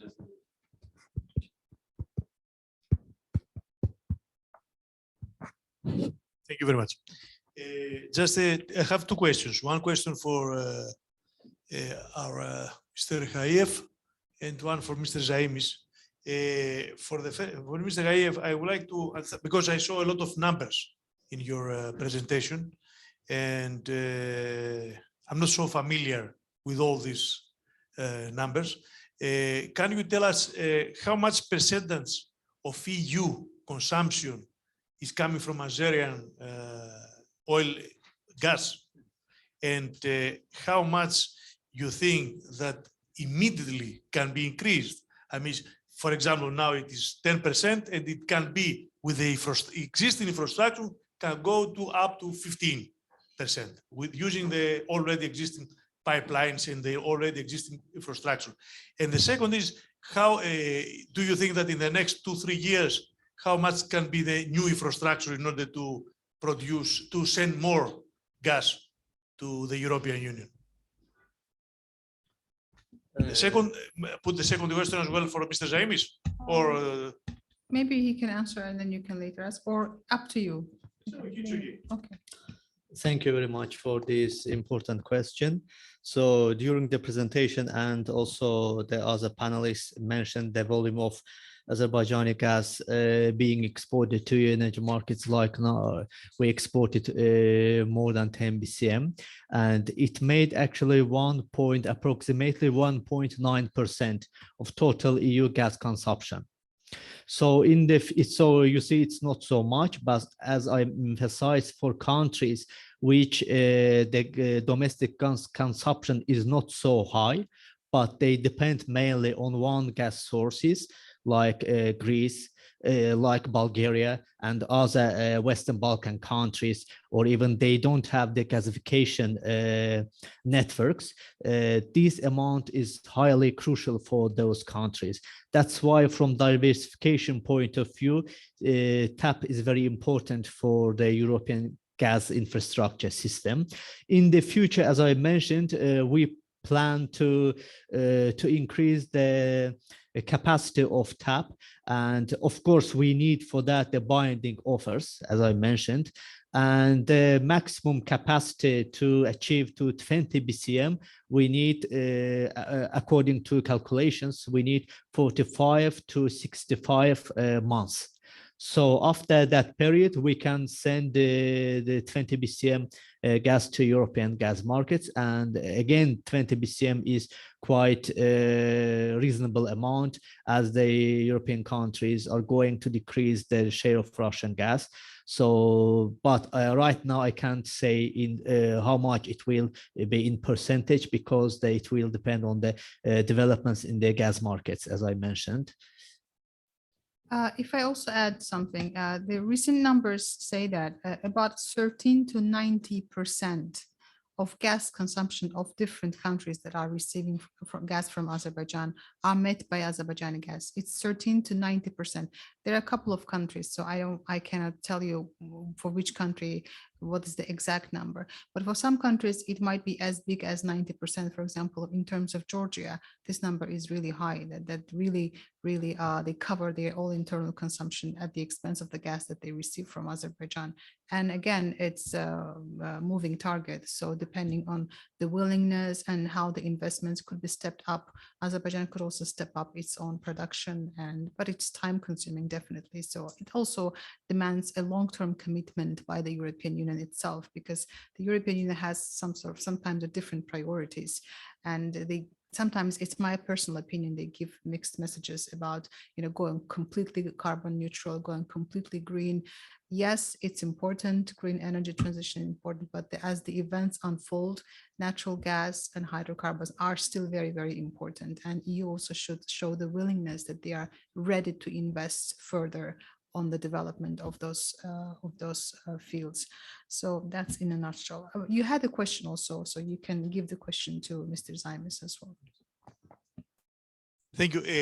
I understand the point that for the first question, I understand the point that for Azerbaijan, there are also other countries which they consume a lot of this gas. But the important thing is now, in our days, because the focus in the center of the typhoon is in European Union, and what is going to happen there in terms of the, commodity prices and etc., because it's a big consumer. This is the important thing, and also there is this big fight in a global case.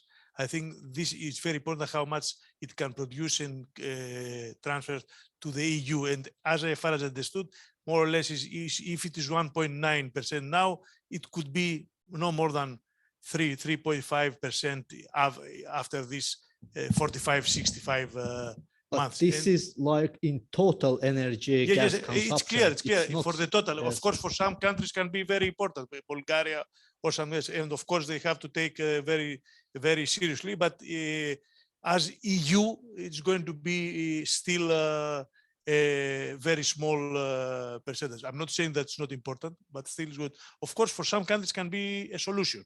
It's clear. I mean, a solution for diversification. Now, about my question to Mr. Zaimis, because I was surprised that things going quite fast in the region. That means when we can expect that Patra, Agrinio, and Pyrgos can have as consumers, the households can have gas. And the second question is that in our days, who is going to join the network with these prices of gas? May I answer? Yes, of course, go ahead. Well, thank you. I think I've said it in my presentation that by this year, the three big projects we have with VEDA for the three cities, Patras, which is the largest city, Agrinio, and Pyrgos, will be, they've already started.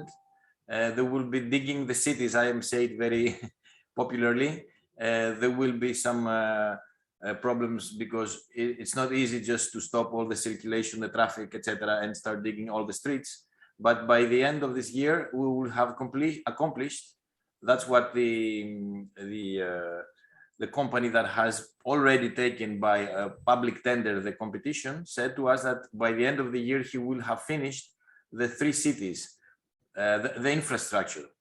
On the same time, we're building the three tanks, the two large tanks in the industrial zone in Patras, and the two smaller ones in Patras and Agrinio.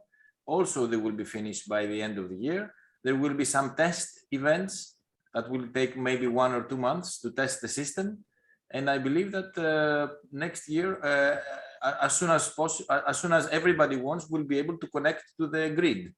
It's up to, we were also thinking of launching a program, a subsidized program for the industries and the households to help them connect to the grid, because I know that this is a problem that they have to change the system they have in the buildings, and now today people don't have enough money to spend on that. Then we're thinking of subsidizing part of that cost as well. But it will be ready, the system. And I have to make sure to give you to understand that we did not have gas here at all. Western Greece did not have gas. The pipeline went to Tripoli much earlier, and it was one big project, the interconnection of Tripoli and Patras. And the part of Patras was stopped at 2011 for reasons that at that time Greece had a financial crisis or for whatever reason. And we reopened this file at 2019. And within 1.5 years, we managed to persuade the government, the investment companies, DESFA, DEVA, the authority, the licensing authority, RAI, we managed to persuade them that this is also viable, this project is profitable, and it has to become built fast. So it will replace mainly the petrol that is being spent here. So I believe it's a project that will stay for another 20 or 30 years. I also to remind you that in our region, the famous large project EastMed will pass as well. All over the region of Western Greece is cut by the huge pipeline EastMed. So it's important for us to develop much before that happens, the local grid of pipelines. I know that EastMed initially is going to be a closed pipeline like it was TAP. TAP was initially going to be a closed pipeline, but as you see, because of the local needs, because of political pressure, because it became also interconnected with the local grid, and I think it was a correct decision. So I believe that even if EastMed is built, and I believe that would be a great strategic move for Europe to have a secondary main supply line for Europe, because I believe that, and you know better than I am not an expert in energy issues, but maybe you are much better than I do. There is enough resources in the East Mediterranean, and that pipeline, there is no excuse of not doing EastMed. It's not a financial burden. We know that very well today as the prices increases, and it will bring down the price if that is finished. I believe it's more geopolitical. I believe it's more financial, because there is banks and financial organizations that invest in these large projects, but they also need some kind of a push, some kind of a guidance, some kind of a green light from the political leaders of Europe and of course of the United States. And after this crisis that we have seen in the 6 months, I hope that the leaders of Europe and United States will understand that the best solution for Europe would be to finally conclude with the EastMed project. Thank you, Mr. Zaimis, for your response. I believe, are there any questions from the hall? Yes, there's another one, but we also have a couple of questions online.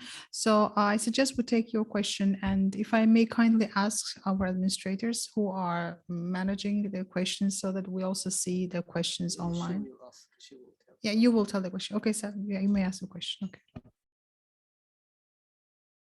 My name is Dimitris Kolias. I'm a member of the Union of European Federalists. Thank you so much for this presentation. It's an amazing organization here. So I have one question for Mr. Hadziev, and maybe Mr. Husseinov could also contribute.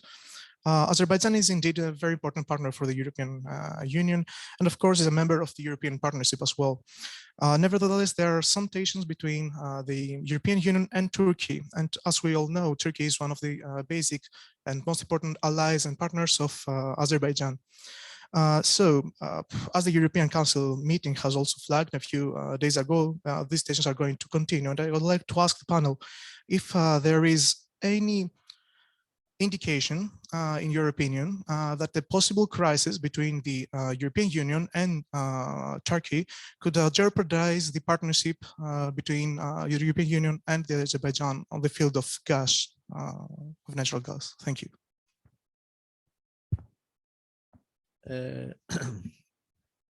The first of all, Azerbaijan and Turkey is strong, has strong partnership. We are brotherhood countries. We are strategic partner. We have strategic partnership, and we actually initiated and finalized all these important interregional energy projects which support European energy security.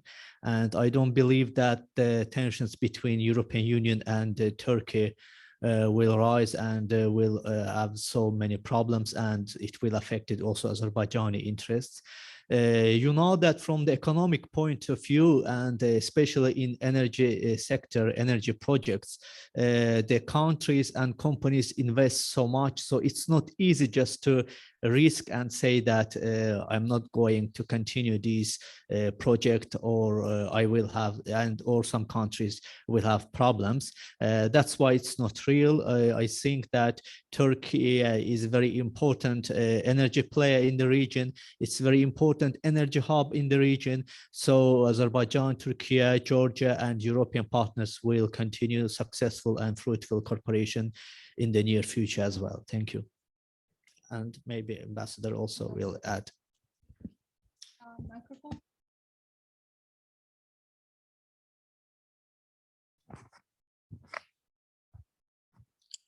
Hello.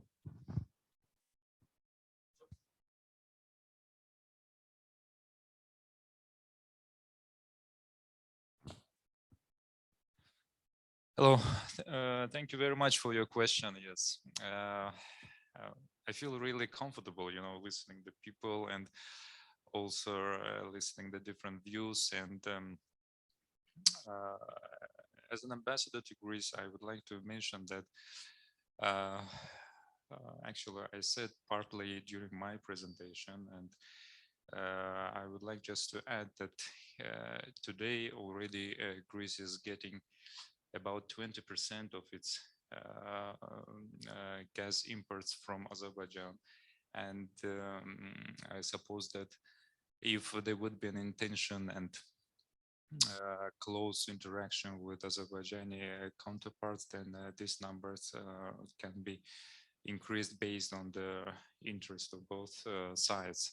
So coming back to the question of Turkey, you know, the issue of Turkey is always put forward when it comes to Azerbaijan. Unfortunately, in this country, I always feel that, and especially it is very much speculated in the media. But I have to mention that our cooperation with Turkey, as well as with any neighboring country, is not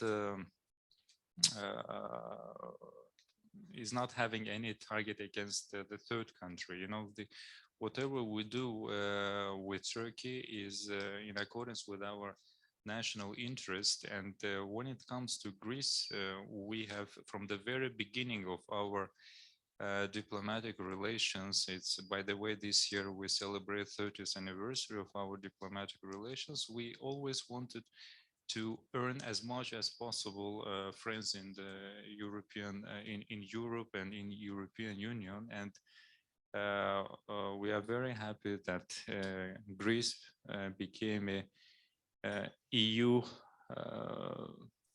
gate, for example, if we can say EU gateway for Azerbaijan in terms of exporting of its energy resources. So I don't think that any deterioration between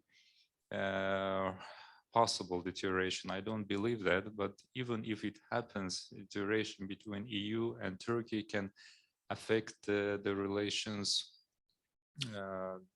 or gas transportation of Azerbaijan to European markets. You know, Azerbaijan has never had an approach, this, how to say, the political or geopolitical approach in terms of exporting its oil and gas resources. So everything based on on commercial terms. I mean, so all the reserves are contracted. So we are not going to change to change our approach depending on some geopolitical developments. So we are binded by the contracts, and we don't think that any country on the road from Azerbaijan to Europe is interested in any cuts, or I mean, all these countries, they are mostly interested in increasing the volumes of gas received. So I don't think that once again, I repeat myself, that this can in any way, any geopolitical changes can in any way affect the third countries or EU as a whole. Thank you.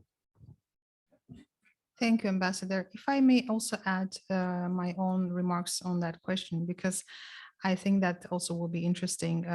I used to serve as a minister of, as an advisor to the Minister of Energy before I came to the AIR Center. And if there was one thing that our ministry and government was emphasizing always when it came to energy, was the fact that energy should never be politicized. And we always subscribed under that statement, not only in words, but also in deeds. And I believe our partners also are witnessing the fact that Azerbaijan is a reliable partner, and it's not only in the words, but also in the deeds. So politics aside, I fully subscribe to what Ambassador said. It's purely business and commercial issue.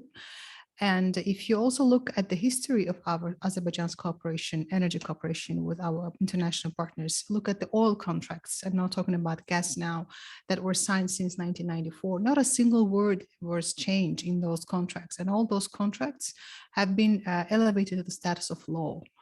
So since then, decades have passed and everything remains the same. That's why when we say we are a reliable partner, we really mean it. So therefore, I really don't see any parallels in whatever might happen between Turkey and EU and Azerbaijan's energy cooperation with its partners. These are two completely different, separate domains. And I'll tell you one more thing. Besides the fact that Azerbaijan is thinking of expanding to Western Balkans, we are receiving already requests from Balkan countries, Western Balkan countries, that they would like to contract our gas. And those countries were Romania, they were Hungary, Albania, Serbia, Montenegro, and they all see that what we say is what we do. So therefore, I really don't think that there could be any concerns in that regard. Okay, thank you. So I think it was. May I add something to your statement? Yes, please go ahead. Well, I totally agree with your last statement, Ms. Zafarova. I believe that what's important to see is that we should continue on expanding the networks and the flow of gas in and out of our countries, regardless of whether it's a EU or non-EU country. What's binding is the contract. And if there is tension, and history has proven if there is tension, and whenever there is, we cannot avoid possible tensions in any area, not only between Greece and Turkey, but between any countries. This would be temporary, and the contracts and the contracts are binding, so that is not going to change. Gas is needed by the local communities, by the citizens and the businesses, and we should focus on their needs.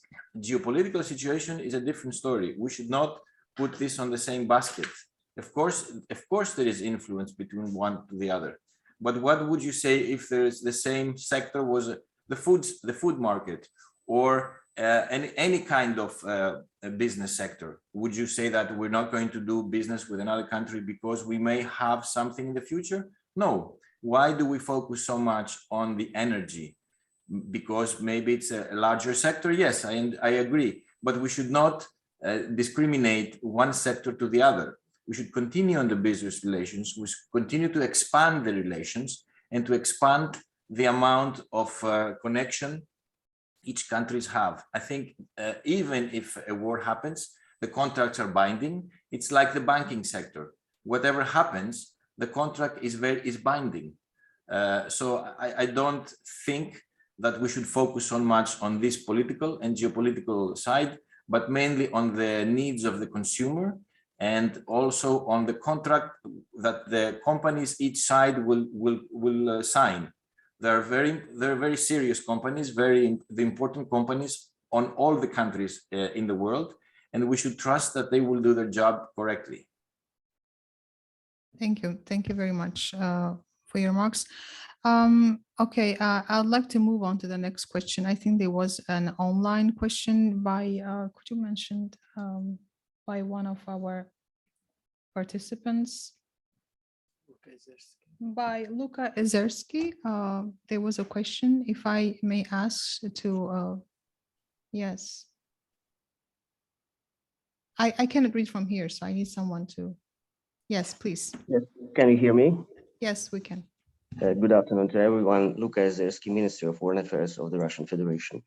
Thank you very much for a very interesting workshop. It is great that most of participants are concentrated on real problems, not artificial ones. And I have not a question, but probably it's a comment. We have different approaches when it comes to determination of reasons of energy crisis. But we all know, and some of participants said that politicization of economic issues has a negative impact on at the level of life of our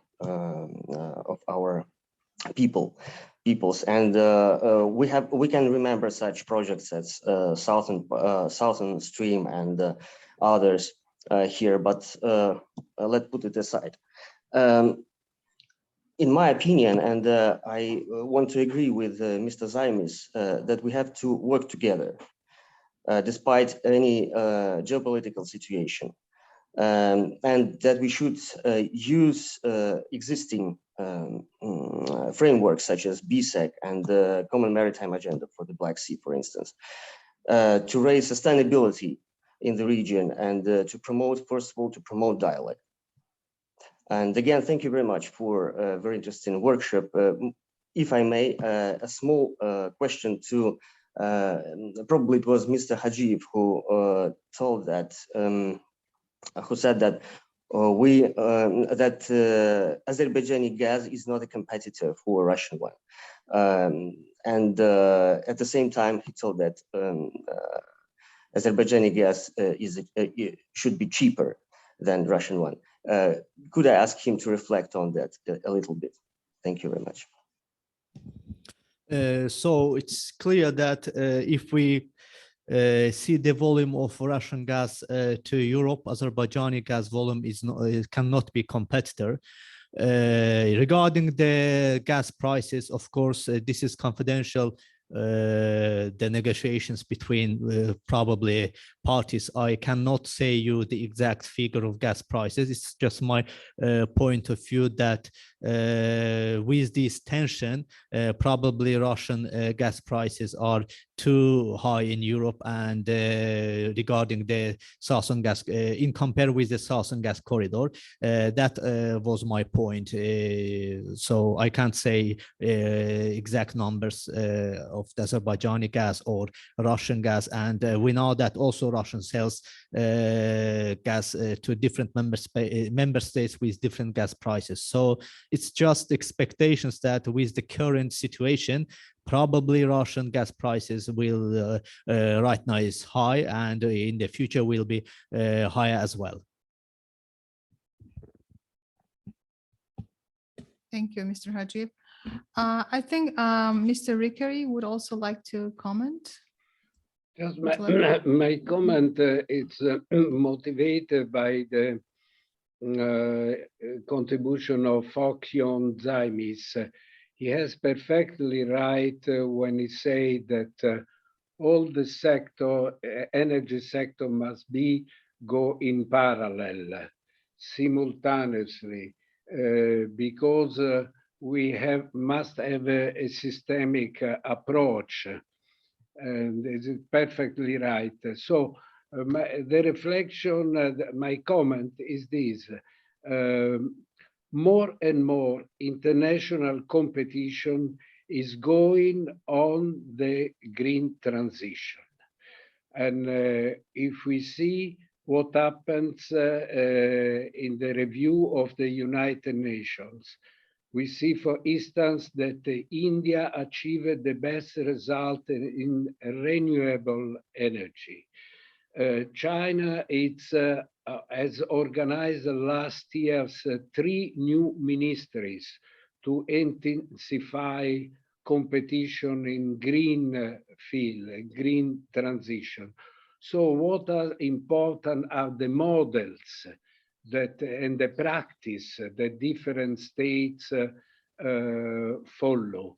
And that's important to understand the model that it's followed, for instance, by Azerbaijan, because Azerbaijan, it's very important, this initiative of the corridor that new gas corridor that we know well, but the most astonishing result Azerbaijan is offering in the national plan he presented to the United Nations.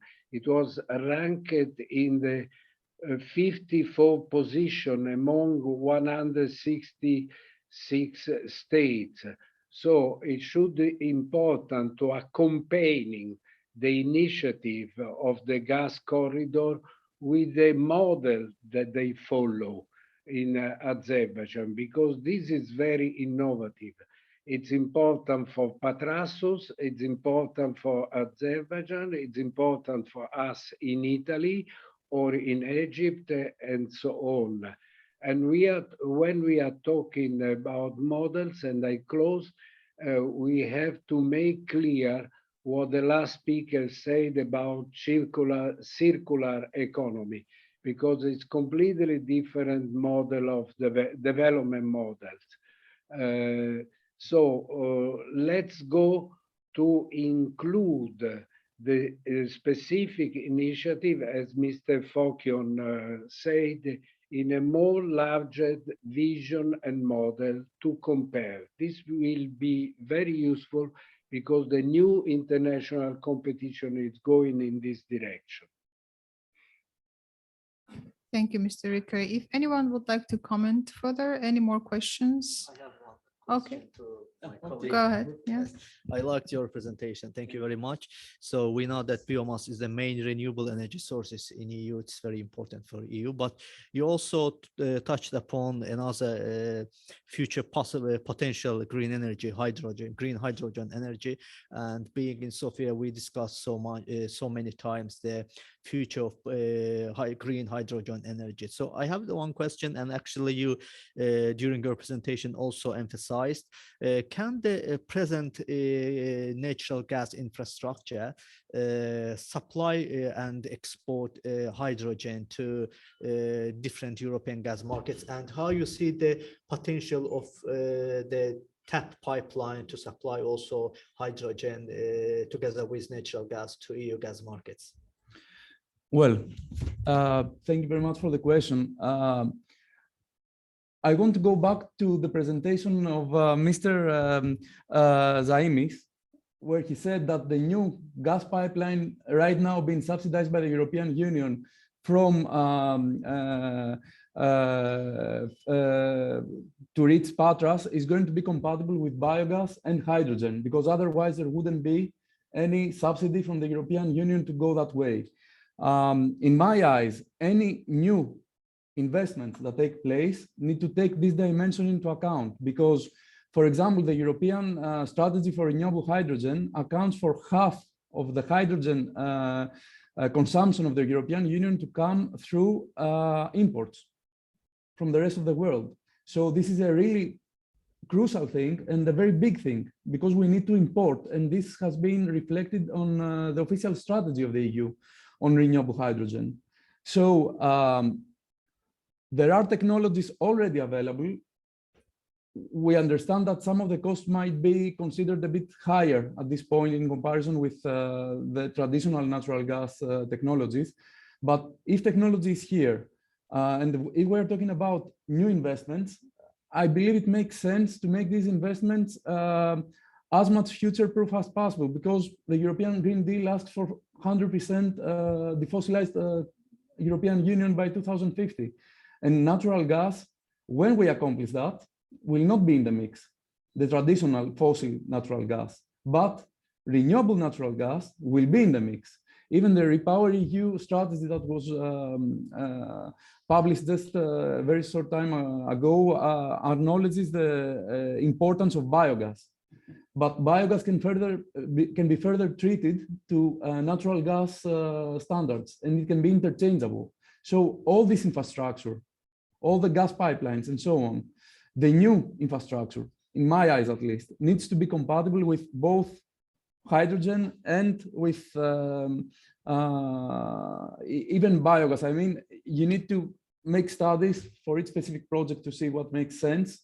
But why not import renewable hydrogen or renewable natural gas from the Black Sea region in the future for the EU? This is, of course, open. I will add also that the TAP project has that potential to export hydrogen power. Actually, from technical point of view, there was some also research, and they actually plan to use these infrastructure in the future to export hydrogen together with natural gas. I think this is also a crucial point for TAP pipeline. Yes, if I also may add, Azerbaijan recently signed a contract with Masdar company of the United Arab Emirates to produce onshore and offshore wind, solar, and also hydrogen, which will be not only for domestic purposes, but also for export. So I believe there's lots of potential there also in the infrastructure too. But I also wanted to remind the fact that even though the EU acknowledges that the Green Deal considers going completely carbon neutral by 2050, by 2030, EU will still need 22% at least of natural gas in its energy mix. And this is just a projection, so we don't really know how this number could change in future. So I still believe that there will be quite a share for the fossil fuels in future, according to the estimates of the experts. So that completes my list. I don't know if there are any more requests for questions or comments. If there are none, then I would like to thank all our speakers and participants for their very, very insightful comments and remarks. And I think this was really, really rewarding experience. And we have had really fruitful discussion on Europe's energy security. And if one thing is clear from all these discussions is that there is a need for increased international cooperation in order to achieve the energy security for all. So this is not a lonely business, and we all should be mindful of this fact. And I would like to wish all of you a very good afternoon and thank the organizers for the event. Thank you, Dr. Zafarova. Thank you very much. Thank you. Thank you to you all. Bye-bye. Thank you. Thank you. Bravo, bravo. Θα σου κάτι εσύ αντιπρόεδρος και τώρα.